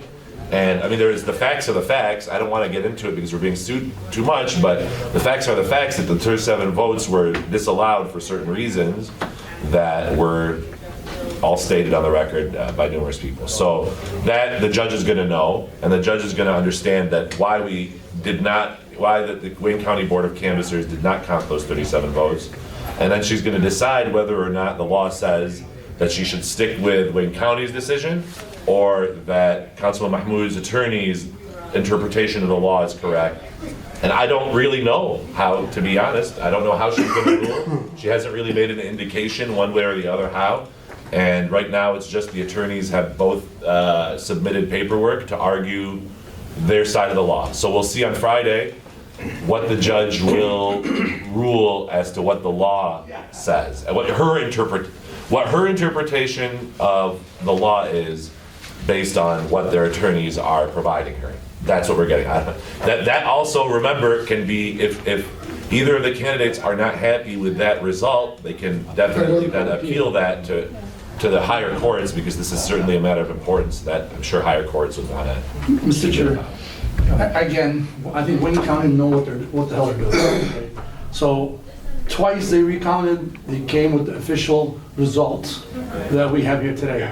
So I don't know, what is this body gonna do if we pass this resolution? But if the city's involved because one of our city employees made a mistake about these 37 ballots, and then you are getting involved, maybe if you have to inform the judge what was going on, it's fine. But I think Wayne County knows the rules, knows the way that these are final. I don't think that, we don't know what the hell, we're not gonna count these. I think Wayne County knows best what these absentee ballots, or the case what happened. So when they deny these 37, I think they know what they're doing. Yeah, I have a resolution. We want to do that one. Whatever we can, let's come. Do that. Mr. City Attorney, officially from our city clerk, clerk, her mistake everybody pay the price. So Councillor Mohit Mahmoud had a chance 2 times to go to the court or go to the appeal for this, and he practiced his part. Even if I'm in this situation, I will practice every single option for me. Councillor Mohit Mahmoud did his part. Twice Adam Al-Harbi became mayor. Certified result I received from the Wayne County. I'm positive he received from the Wayne County too. So I'm sharing with Councillor Hassan also. If miraculously I change it, or I want to accept this result and no more negotiation, the Wayne County circuit court going to be overrule me? They can deny it? Yeah, they're not going to listen to us. So then why it is being here? It's up to you guys. So that's why I said I have a resolution. We want to get for that one. If we want to have, guess I think Councilman Al-Samiri is saying basically he wants to direct. He wants to our opinion. It's like it's more performative, but basically saying, your opinion. This is the council's opinion on the matter. That's exactly what it is, an opinion mostly. This making us then uneducated about the election law and what are we doing we don't know as a council. So we're making us look for. So what Councilor Samari wants to do, like this decision will work as an opinion of our council. If we pass a resolution, it will work as our opinion or recommendation to the circuit court judge, but it's not going to affect anything or not going to affect the judge decision. whatever he or she will decide, they will decide like based on the fact and the proof the both party will provide at the court. Okay, Mr. Chair, I will clarify one more thing. Okay, we are accepting whatever Wayne County told us. Wayne County election campus. Okay, it's not going to manipulate the judge. It's not going to manipulate the Mohit Mahmood lawyer. It's not going to manipulate the.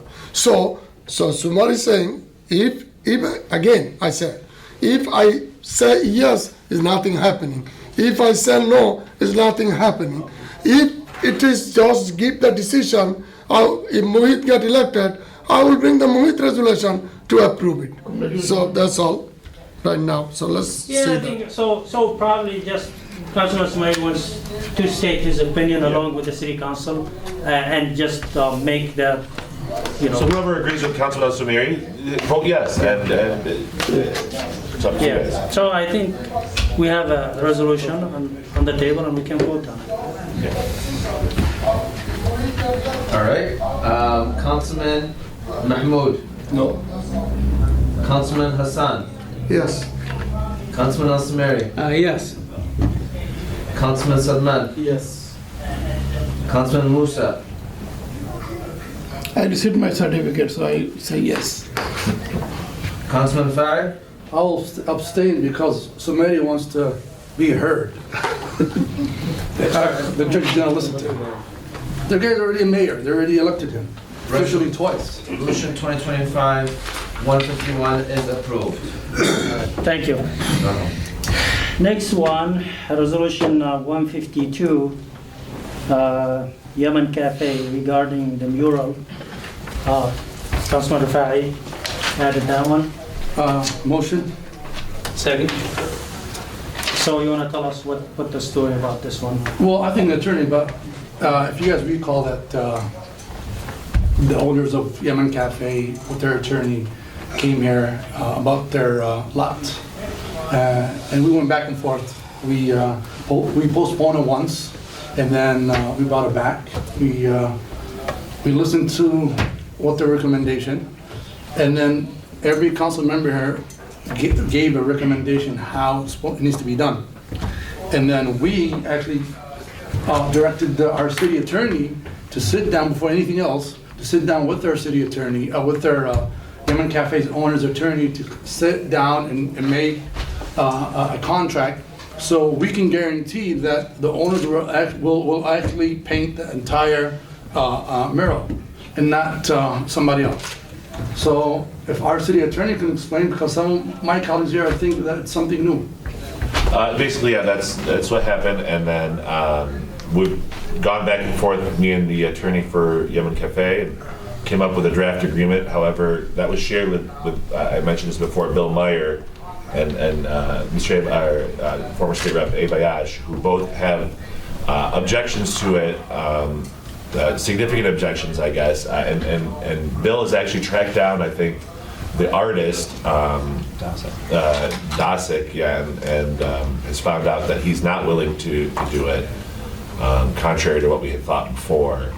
So I guess there are some issues to be hammered out here. And really, because Bill's former organization that won Hamtramck was a part of the master agreement, Bill could now, from what I understand, has a potential lawsuit, or is contemplating a lawsuit against the city. So I do think that we need to get Bill's, I think we need to at least hear Bill out, and I don't want to create an even bigger issue. So that's from understanding. Mr. Chair. Okay. So I don't know why it's coming again to us. We already has the given direction, approval and fix yourself. Mr. Attorney, hold on. I'm gonna respect your decision. So right now you're saying there is a significant complaint came from the organization and the former state rep. So while we decided if we can make the exactly same of this side, we all agree. So I'm gonna right now Again, lot of lawsuit is going on. I'm not worried, but I want we ask all us together to work together to make that happen. So you think that concern significant? You need little more time to communicate? I think that if we could, because Bill was out of town for a while there, and if we can have a meeting with Bill, and the attorney, and Abayash again, and city manager, try to hammer something out one final time that everybody could be happy with, I do think that would be preferable, so everyone is happy. I know that we're close. I know that the contract we came up with is pretty strong, so if there's a couple more pieces of it that need to be hammered out, we're not far. I know that. Then I suggest, should we table this and go to the next meeting? We have some timing and we can figure out those things. And could we have a good solution? I just And want to work together all those I know Bill is a huge voice in the community, and I know that Abe's brought a lot of money to the city, as he's mentioned earlier, and so I do want to respect them, and also because Bill has indicated that he is willing to sue and take that route if needed. We don't want another suit. So it's better to come up with an agreement. Oh, he's saying he's not willing to sue. An injunction. Well, you're right. He's not seeking money. He's seeking an injunction, which actually would cost us more money because the insurance wouldn't cover the. We'll have to pay for the attorney's fees. Mr. Chair? Go ahead. Well, and then now that's something new now. Right. So and I guess we need to table it. Yes. Until you decide what. Especially the DOTSIC information, I did not have that until just. We're adding stuff now. Yeah, the DOTSIC information I just found out. And then you guys need to table it. I'm not gonna be here, so. I think you guys can state your opinion during the public comment if you guys want. Each one can take 3 minutes, 2 + 1, and tell us what you think. Mr. Chair, save the time. Okay. We all agree, Mr. Mohit Mahmood, Mr. Khalid Rafai, who support this resolution already in recorded, even though you guys not in the next council meeting, still people knows and you guys was supporting, and I was the one of the supporter. Right now has a problem. We're just taking little time to make everybody together, make everything work out properly. Oh, thank you. I'm not So, personal. like to make bring the resolution or to table for next council meeting. Next year. Next council meeting next year. I need a second. Second. All in favor? All right. Mr. Chair, the attorney wants to talk. I don't know if you want to give or have him do a public comment like you mentioned. Public comment. Public comment will be later, so, okay, I don't want to hold them until then. We can suspend the and then go ahead and take it from there. All right. Thank you. The concern we have is this is just going on and on. This was approved by the council in September. Now we're in December. The city attorney and I worked hard on putting together an agreement that would protect the city and my clients. And we went back and forth, and we agreed to a number of changes to the agreement that were proposed by the city attorney. As far as we know, the artist is available, but the agreement says that if for some reason he can't do it or he's not willing, we would come back to the city council and propose an alternative. He's not the only artist in the world. And I think the agreement is fair to all parties, preserves the mural, allows our client to develop their property, which was one of the things that the council addressed last time. So I would ask that at least the council approve it on behalf of the city tonight. If there are still issues with Mr. Meyer, we'll try to work those out. We've drafted it so that they're the same parties that signed the original agreement signed this, but it's what I would ask, at least for tonight, is for the council to, based on the recommendation of the city's attorney, to approve what the city attorney and I have negotiated. So I guess the only issue I have with that is because originally, when we first contemplated as a council, basically it was the foregone conclusion that that artist would be the one to do it. So I did make it so that you'd have to come back to the council if that artist wasn't available.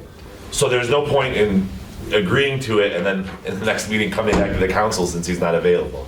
We've been told that he's not available, so it's better to just come up with a solution that would be, you know what I'm saying? Like, because already the agreement stipulates that it's conditional based on whether or not that artist, Dosick, could do it again, to almost the same standard. And so since we're finding out that that's not true, it's better to just, let's come up with an agreement that everybody can live with and then provide it, rather than agree to this, then come back since we don't have the artist already, and then, Except that's contrary to what the artists told our clients, and I. So we need to figure it out. That's why we need time to figure it out. Yeah, let's hear from Rick.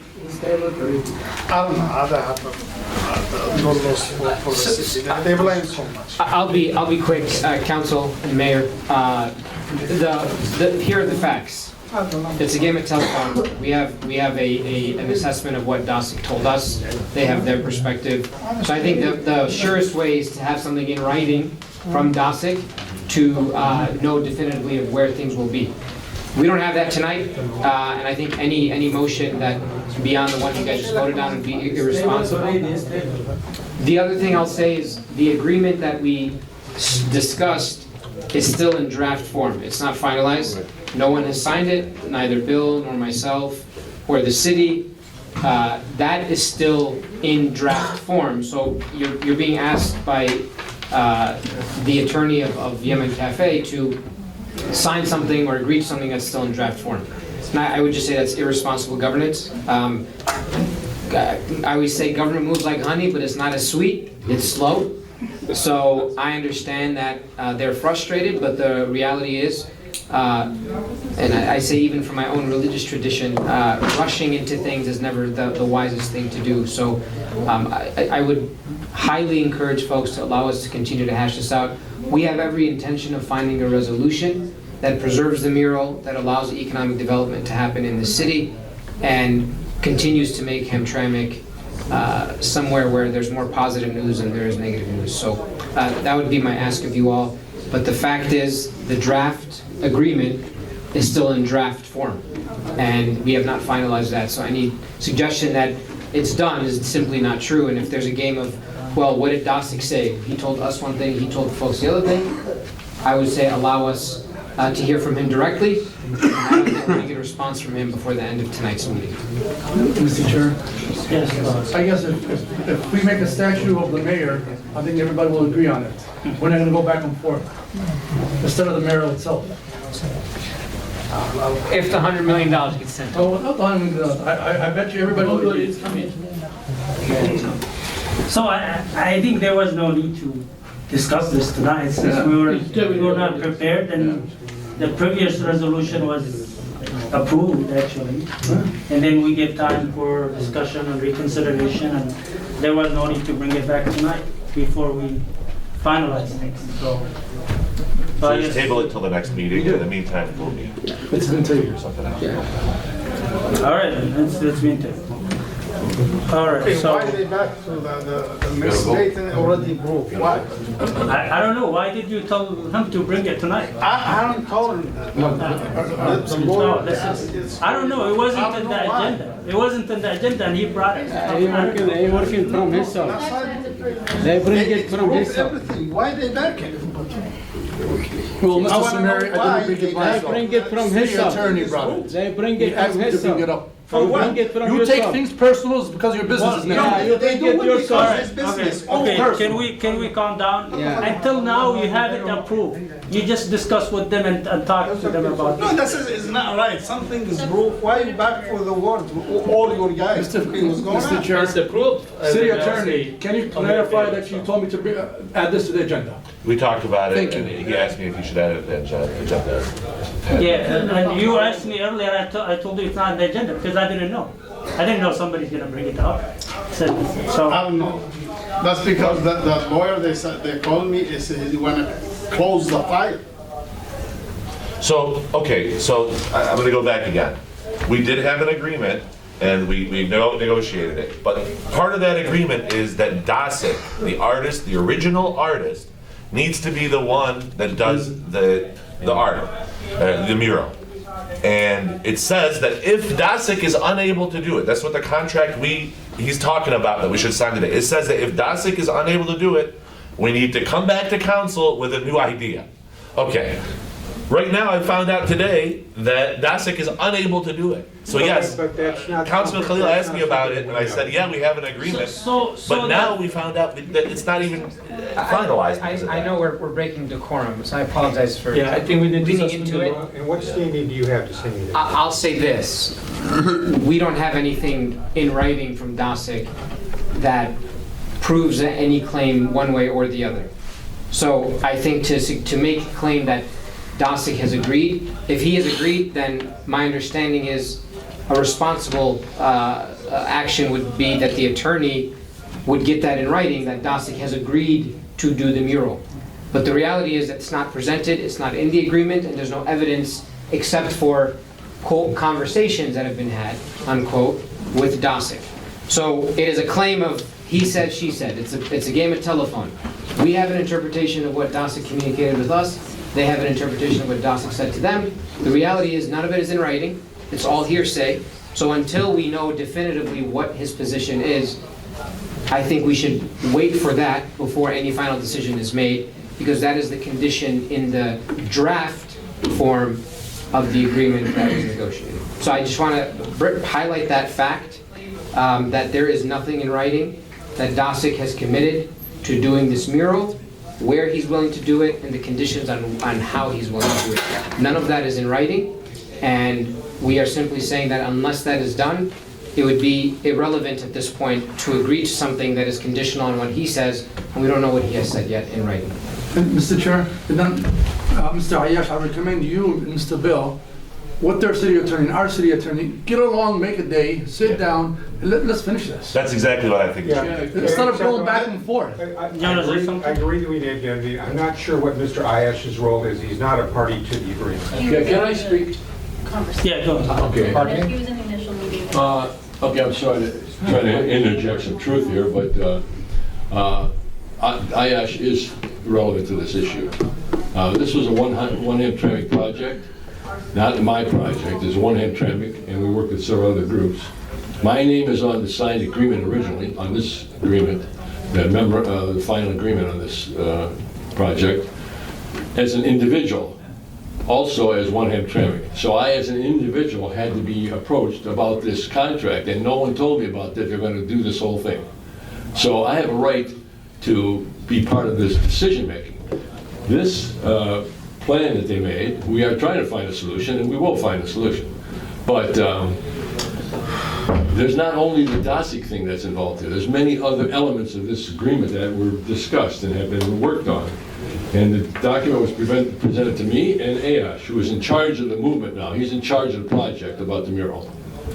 And it's more than just Dasic. It's about who's in charge of the committee to decide where the mural is going to go, if Dasic doesn't do it, if there's another alternative, what's going to be in the mural, where it's going to... Lots of decisions have to be made. And this was a decision was to be made, offered that we should create a committee to decide the solution for this thing. So this is still in the planning stage. We haven't gone past that. And I haven't heard anything from anybody. I've been gone a month, but I didn't get any emails about it, so I could have responded by email. We can do this. We can do this as soon as possible to get everybody together to find a solution. Dasic is one artist that we can consider. Yeah, I'm not against using another artist, and I'm only going to try to file an injunction to stop this thing before we come up, so that we can come up with a solution. That's all. I don't want no money from the city. I don't want the city to spend any money at all. As you know. Right, I didn't mean to make that. I didn't mean to say that you were trying to. No, I know you, not you. But I just want to let y'all know clearly. And I'm not happy about the fact that this was brought on the agenda tonight. I just happened to be here by luck. And this was pulled on its last time when it was brought on the agenda. At the last minute, someone called me and said, "Hey, do you know they're going to talk about killing the mural?" I said, "No." So I had to race down here to a council meeting because they were presenting this agenda at the meeting. It wasn't on the agenda. It was presented at the last minute. And this is a point that Lynn Blaze has made many times. You gotta stop putting this stuff on, adding things to the agenda at the meetings that are critical, because we are part of this issue, and we should have been notified about this being on the agenda. Why, I haven't seen Khalil in 3 months, all of a sudden he shows up with a thing he wants to add to the agenda. I mean, it looks pretty suspicious to me. I'm sorry, it's a good friend of mine, but I mean, all of a sudden you're here putting on the point about the mural, that you're defending the people who own the mural, that own the building, that own the lot. Yes, I know you're friends with them. I like them too. I'm friends on both sides. Right, but you came here specifically to put this on the agenda secretly, but you snuck it on the agenda, and I don't Not like that really. I process. came here, it's my last meeting, Mr. Bell. Okay, well, thank you anyway. Well, thank you so much. By the way, I didn't know any of those additions. I was surprised, just like you. Yeah. He asked me earlier if it's on the agenda, and I told him no. But it seems like the agreement is just in the details now. So you guys can work up, something, and as soon as possible, and reach an agreement and make everybody happy. It seems like the devil lies in the details only. That means they don't need it back to the city council. They're gonna be. I don't think you need it. We don't need it. Yeah. For what? Just draft an agreement that satisfies both sides and then move on. Okay, we already said we're gonna pay for whatever they cost, and they're gonna be same guy. They're gonna be do it for the new wall or for the other wall, whatever the community like. Okay, what's the habit? What's going on? And those when they come in there and take any permission from us to make it over there. Public comment. Okay, how the law they said yes for to them do it over there. So I'm sure that both attorneys can reach a middle ground here and talk about the points of disagreements and just solve them and move on. I mean, I don't think they don't seem complicated to me. We're not far apart. I think you guys can reach an agreement and move on. Because Fox still loves to come here and talk about this. So make a deal. Okay, that's, I don't know what's going on. Okay. Yeah, so we're not gonna take a decision then. And we'll leave it to you guys to finalize this agreement and just move on. I agree. Okay. The next and last resolution that Hassan added and left, the water bill discussion. Was it water bill discussion? Okay, sorry. Can I get a Yeah, motion? we've done. Motion? We suspended the rules for all that. So. Oh, yeah, can we? Unsuspend the rule. Second. Okay, all in favor? Aye. Thank you. All right, I need a motion for the water. I got a motion. Second. So, Mr. Mayor, part of the reason I brought it back to council today because we have a long discussion on last council meeting. And during the campaign time, all we heard from the people, and you're probably hearing when you're not on the election, that water bill is too high in Hamtramck. And people are really struggling. We have middle-class families that's struggling about the water bill. And last council meeting, we decided that we're gonna take this 10% that we increased, and maybe we can put a cap for the next 5 years not to increase the water bill anymore. And I mean, if we can survive with paying all this money for the people suing us, I think we can contribute a little bit of money back to the community they deserve. How much we make extra than last year? 10%. It's 10%. So I think we can eliminate that 10% and then find out ways where that affect the price, that increases the price. You can tell us about from negotiating with the company, what's going on. Oh, I need to be very clear about this. We have grants that are dependent on the cost structures. So if we make unilateral decisions to change the cost structures, it could and very will likely affect our ability to get grants in the future. We're talking with Hennessy, me and the CFO have been talking with Hennessy about trying to find other ways to get the exact same result without touching any of the commitments in regards to the percent increases so that we can continue to get grants. My only recommendation is that we just wait. It's going to take a little time, but we're working on it and we're making significant headway in getting the prices down. They hurt the resident. Everybody, they have a lot of complaint every day. What I would recommend is come back at the next meeting and ask them an update of where they are. Yeah. Because they're working on it. Not just the 10%, but the significant increase in the services.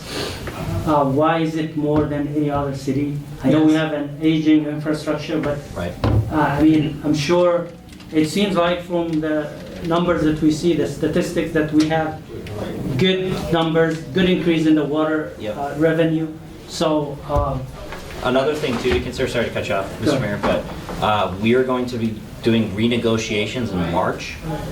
So I've been talking to Tennessee. They have a gentleman there named Steve who's a robot when it comes to getting water negotiation prices down. So we could see actual negotiation changes because we don't have a well here. We buy all of our water from Detroit. Unfortunately, just because we're landlocked, we don't get that, you know, that perk of being close to water. So I think in order to make sure that long term, because if we get out of these obligations with these grants by doing what we're talking about doing here, that's going to hurt the community way more than us just cutting the 10% and kind of fudging the numbers so that we can make people happy about the water bills.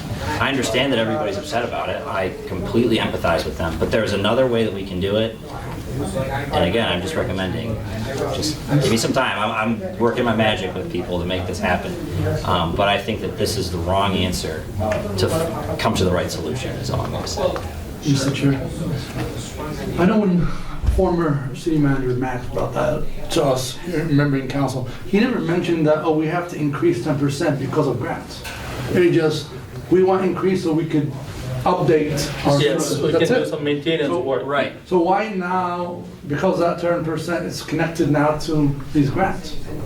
Where previously wouldn't we? Well, I can tell you that having a lawyer sitting in this seat as a city manager versus a JD, I have a higher obligation to actually dig and pick into these things and sit with the CFO and figure out legally what we are bound to. So I sat in a meeting with the grant writers and the bond writers, and that's where it was brought to my attention, and then I followed up on it. Like, hey, a lot of these grants and a lot of the projects that we have are contingent on us sticking to these structures because a lot of this is coming through the state. The state wants to make sure that its interest is secured in us actually being able to pay back through the profit bonds and stuff like that. So I'm more than happy to put together a full report with Hennessy that will detail GLEWA's part in it, what we're going to do in March when it comes to renegotiating these water prices because we do have to buy it, and then also the impact that could come if we do change this unilaterally. So my recommendation is Renegotiation, I'm sorry to interrupt you, but renegotiation I don't think is going to lower the cost because everything cost going higher. I don't think it's their side they will come up with the dropping the water bill down. Their intention will make more money off the community of Hamtramck. So I mean I don't know how much it will affect. As Councilman Rafai said that the 10% was tell us for the maintenance purpose. I mean, what it has to do with the grant money, I'm not quite at this. Right, so I understand your explanation, but yeah. My understanding was that it was initially going to be high, but then it was going to taper off. And like Councilman Rafai said, that wasn't explained to you guys thoroughly enough previously. It's my duty and responsibility as a city manager to warn you because if this is going to impact us with grants in the future moving forward, we have resident complaints now. Imagine what we're going to have when we have to pull everything out of our own pockets. I'm just saying. So there's the thing. I remember last year that it was mentioned that it's part of our responsibility so we can get those grants. It was mentioned there. Mm-hmm. And then I asked a question, how much do we expect an increase? And they mentioned up to like $10 to $15. That was the answer. I said that's okay, but then for some people, but they didn't tell you it was a percentage. yeah, it increased by so much, and then people are complaining. So if there's a way to cancel it without, I mean, I don't know if they said we will get some grants for the sewer system, which I don't see any at this time. That's like we need 50 to 70 million for phase 2. Which we don't have at this time. We asked the federal government, but it was mentioned also last year that if we get the full amount from somewhere, then we will take off this percentage and cancel it. So we are working on that, but please discuss with them why is it so much in Hamtramck. Trust me, I hear them. I hear it constantly, and I try everything I can to help. I just want to make sure that this is a problem that's solved the correct way, so that we don't all have to deal with this decision right now, 2 or 3 years from now.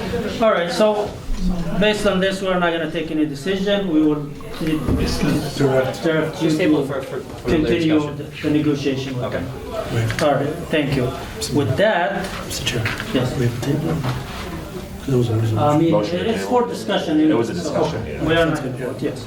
So now, after that was the last one, right? Yes. The last one. All right, so it's getting too late. We don't want to take any more time, but there is, we move to the reports.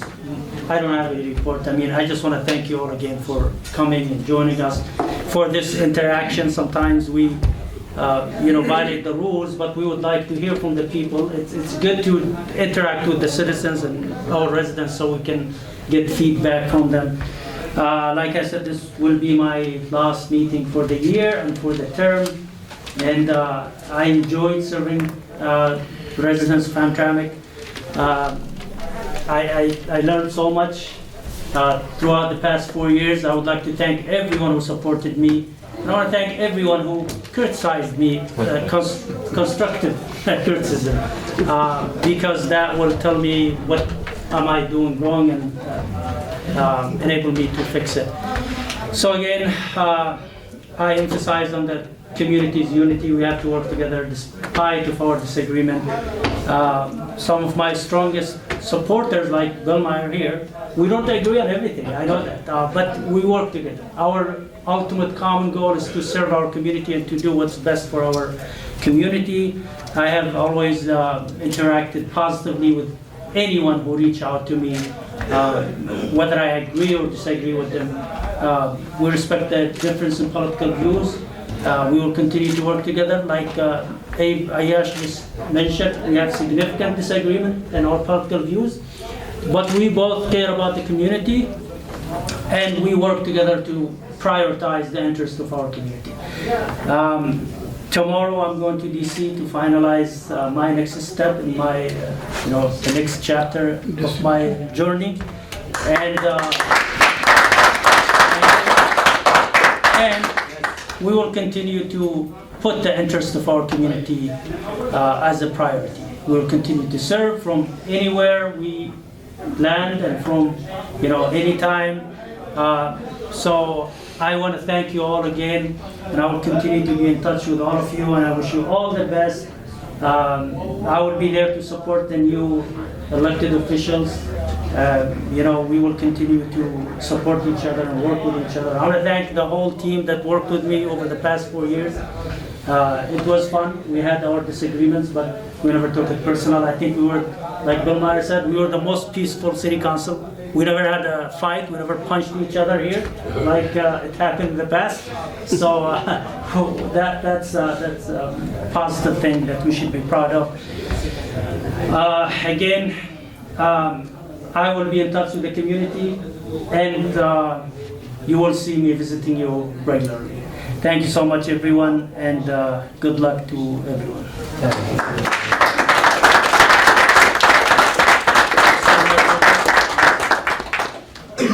Mr. Mayor, the outstanding service you done for the community. I'm really happy and lucky to serve with you in the community. Sorry to interrupt, Malasa. Can you tell them a little quiet on the hallway? It should be only one meeting. I mean, this guy is so loud, this guy is a party going on. And you make the significant difference between your term and previous anyone, each and every one. You start from your journey, from the deficit to bring your journey after 4 years surplus. You make the whole community, especially Arab American Muslim community, together behind you for the last election. You make a big difference. I learn a lot from you, and I hope community learn a lot from you, and everybody get benefited from your journey, your struggle, and your strength. We have a good and bad times we pass together. Especially you take the step as like a leader, like our guardian when council has some struggle going on.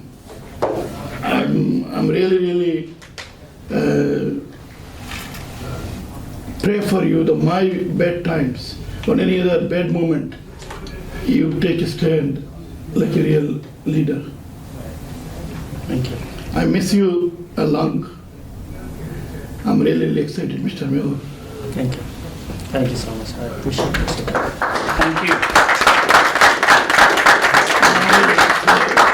street coming today for their tennis court, I highly support it.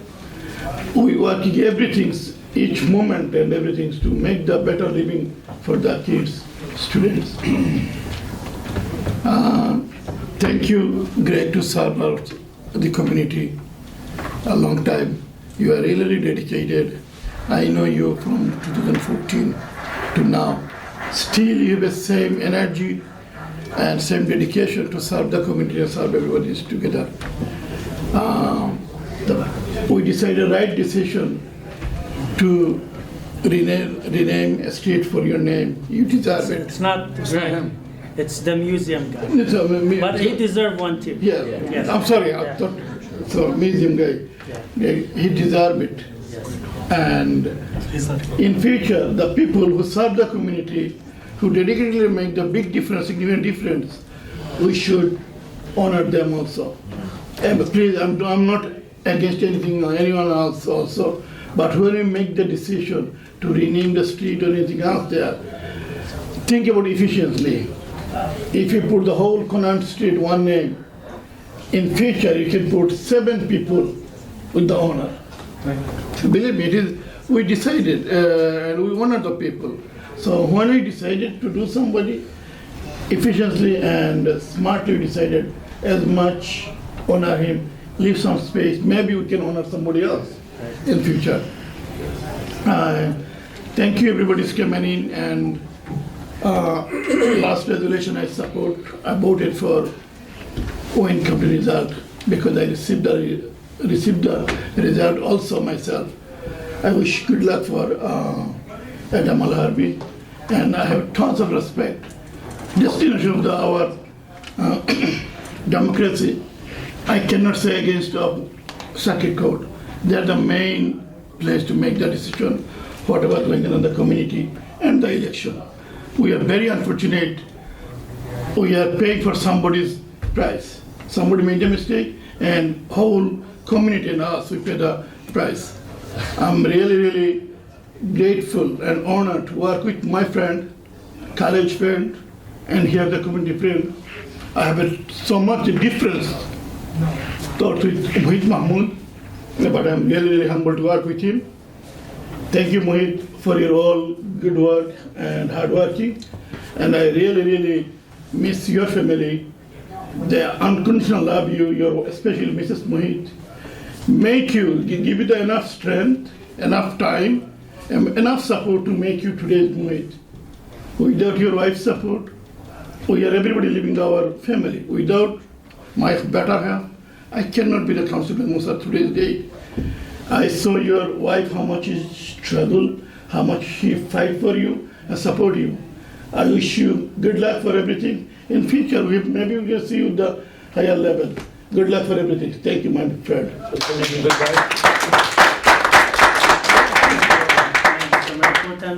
Any of the city council members would Mr. like Chair. to go ahead, Councilman Fax. First of all, I want to thank everybody who came here tonight. And also I want to thank the entire residents of the city of Hamtramck who voted for me to serve 4 years in this council. It was a pleasure for me to be serving and be their voice here in the city of Hamtramck. And I want to thank all my colleagues who I had the honor to work beside the mayor, Amir Ghalib, and also my colleagues, the entire council here. Like the mayor have mentioned, we might have differences, we might disagree on stuff, but one thing, it's never personal, and we never do anything against the community or against the residency. So it was honored that I worked with all of you here, guys. I'm not going nowhere. I've always been active for many years. I'll still be around the city of Hamtramck and in the city hall. I'll be, helping anybody that needs it. Again, it was really honored to spend this 4 years beside all of you here, and also the entire staff, former staff and present staff who are here today. So I wish everybody best, and to the elect officials that won in this election, I wish them all the best. Hopefully you guys will continue the unity that we had in this council, in this chamber, where, like the mayor said, no chairs were thrown beside each other or cursing or anything like that. So I wish everybody the best. God bless all of you guys, and you guys have a great night.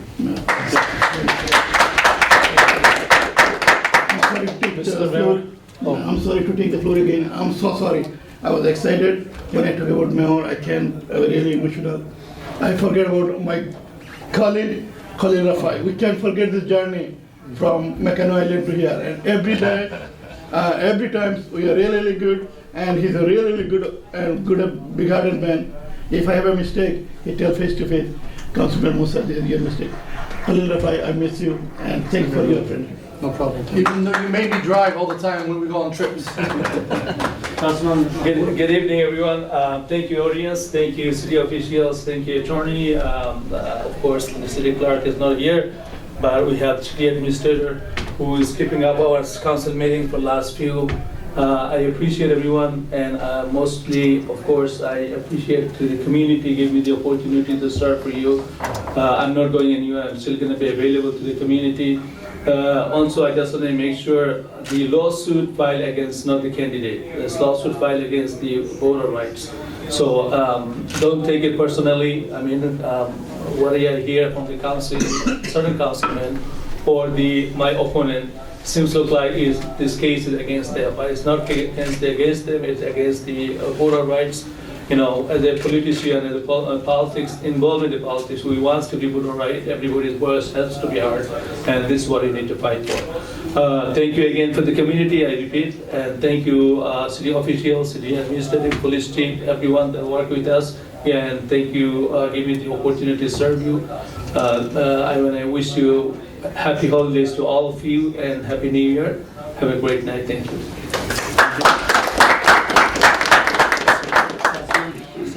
Thank you everyone for joining us tonight. Thank you, Mr. Mayor, for your service. It was my honor to serve under your leadership, and I learned a lot. You'll be missed. Good luck with your next step and next career. Thank you for both of my colleagues. It was amazing last 2 years. I learned a lot from you guys, and you guys will be missed in the council. Thank you and best of luck in your career. And hopefully our city manager will have a good update for us in next week about the water bill. And thank you everyone. Happy holidays. Merry Christmas. Thank you. I'm sorry, Mr. Mayor, I just want to take 10 seconds. I forgot to thank you.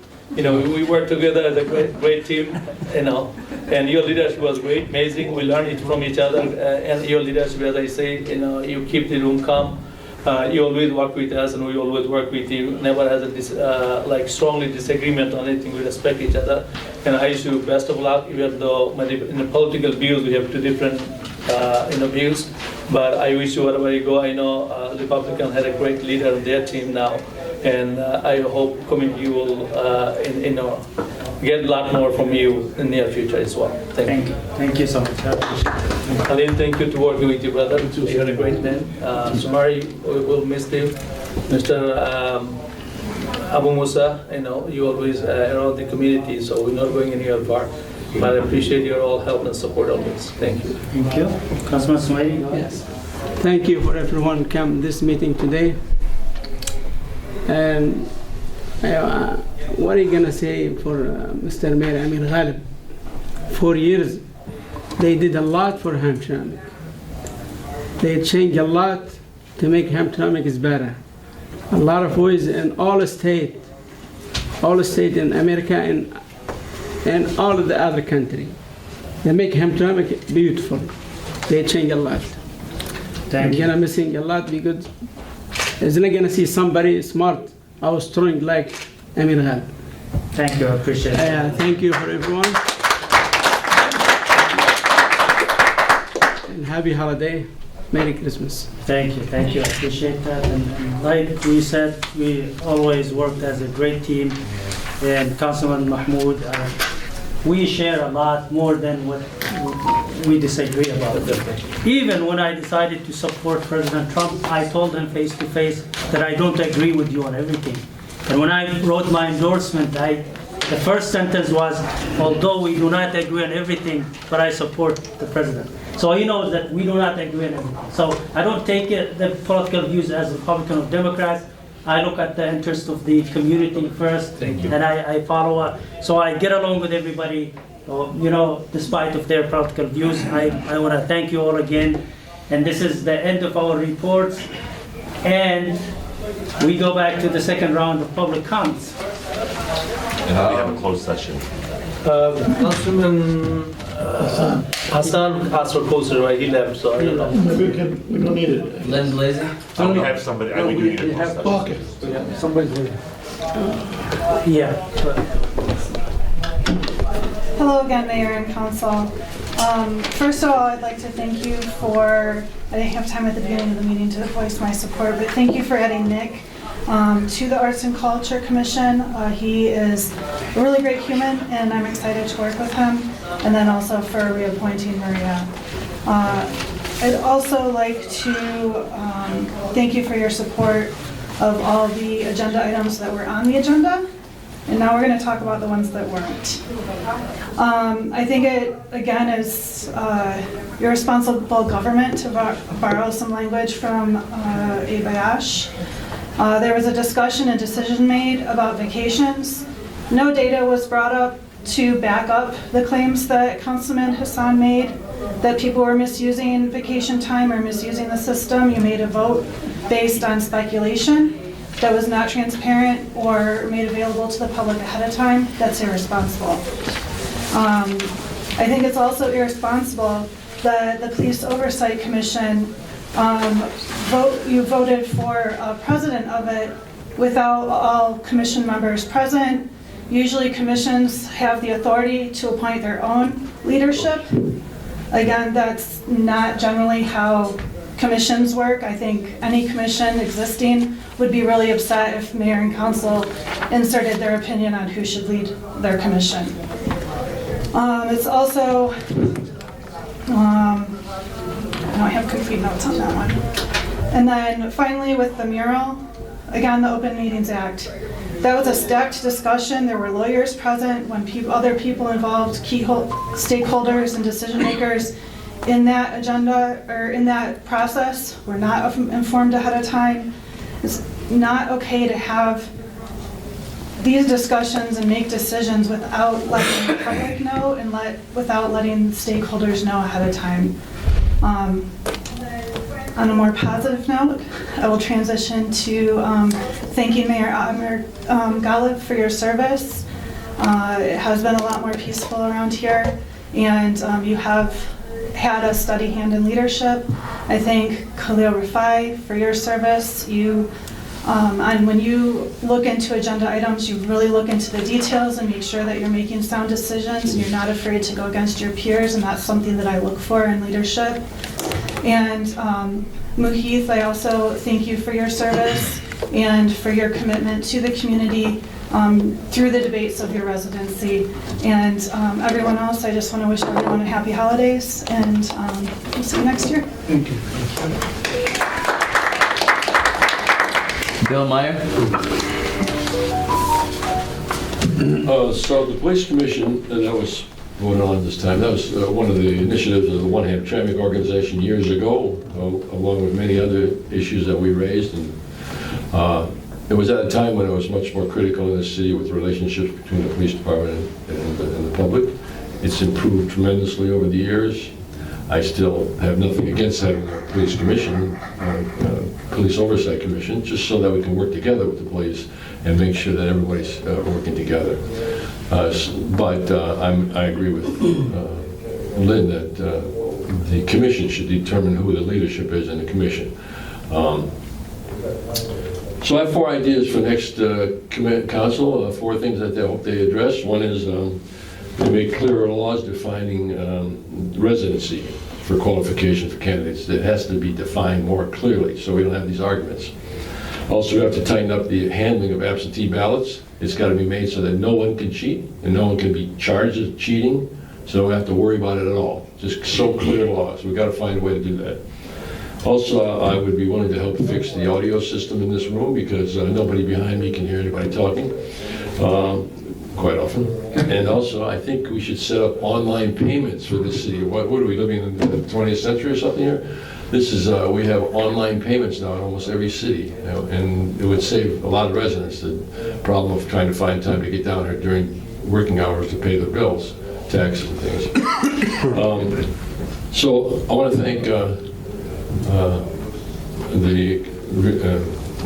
what would you say? The people who are leaving office.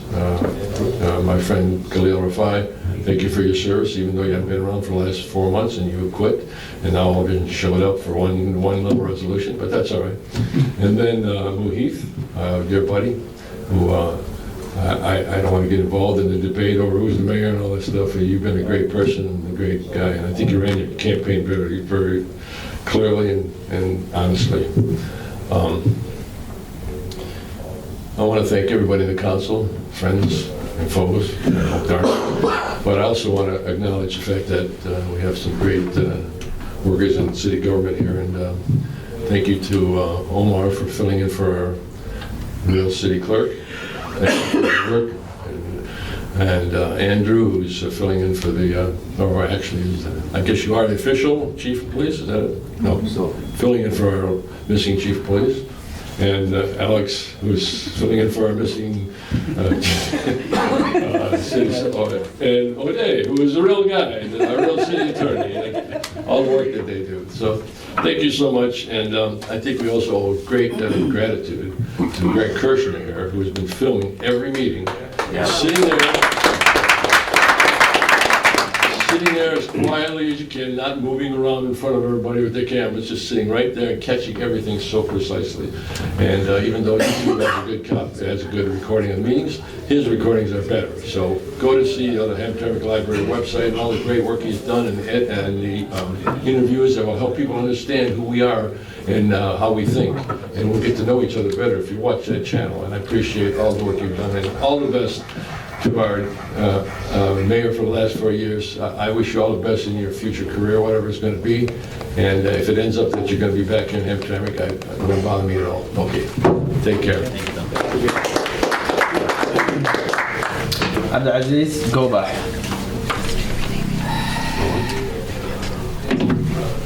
Hello everyone again. My name is Abdulaziz Jobah. I just want to finish my talk today to say thank you for serving Hamtramck, and we'd like to Mr. Rafai, thank you for 4 years serving our community, and also Mr. Muheeth, you did a great job serving our community, and I wish you luck in your journey. And also the mayor, Galib, like I said before, we're gonna miss you a lot, but inshallah we'll keep in touch, and I hope you get something better life in your position. And I appreciate all the council member for serving our community. Acting City Manager Alex, you've done a great job. Thank you. Our attorney, thank you for your service. And everybody here also. And I wish everybody a happy, peaceful New Year, 2025. Thank you. 26.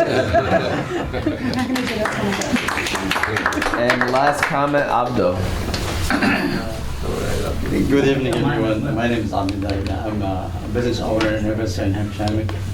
I would like to thank all the city council members and the mayor for everything they have done for the city. One of those things is removing those meters, parking meters, that we were struggling with.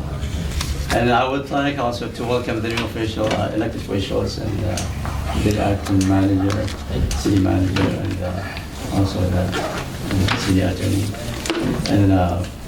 And I wish you those city council that's not going to serve for the next term. I wish them good, very, very good luck in their new location anyway. And the mayor, I wish you the best of your best in your new position, and good luck to you and everything. Thank you, everybody, and happy New Year to everybody. We actually have one more. I'm sorry, Mayor. Ahmed Sharaf, this is the last one. Yep. Now it's the English time, Mr. Mayor. I would like to thank you in person very deeply. Thank you very much for being you for the past 3 years.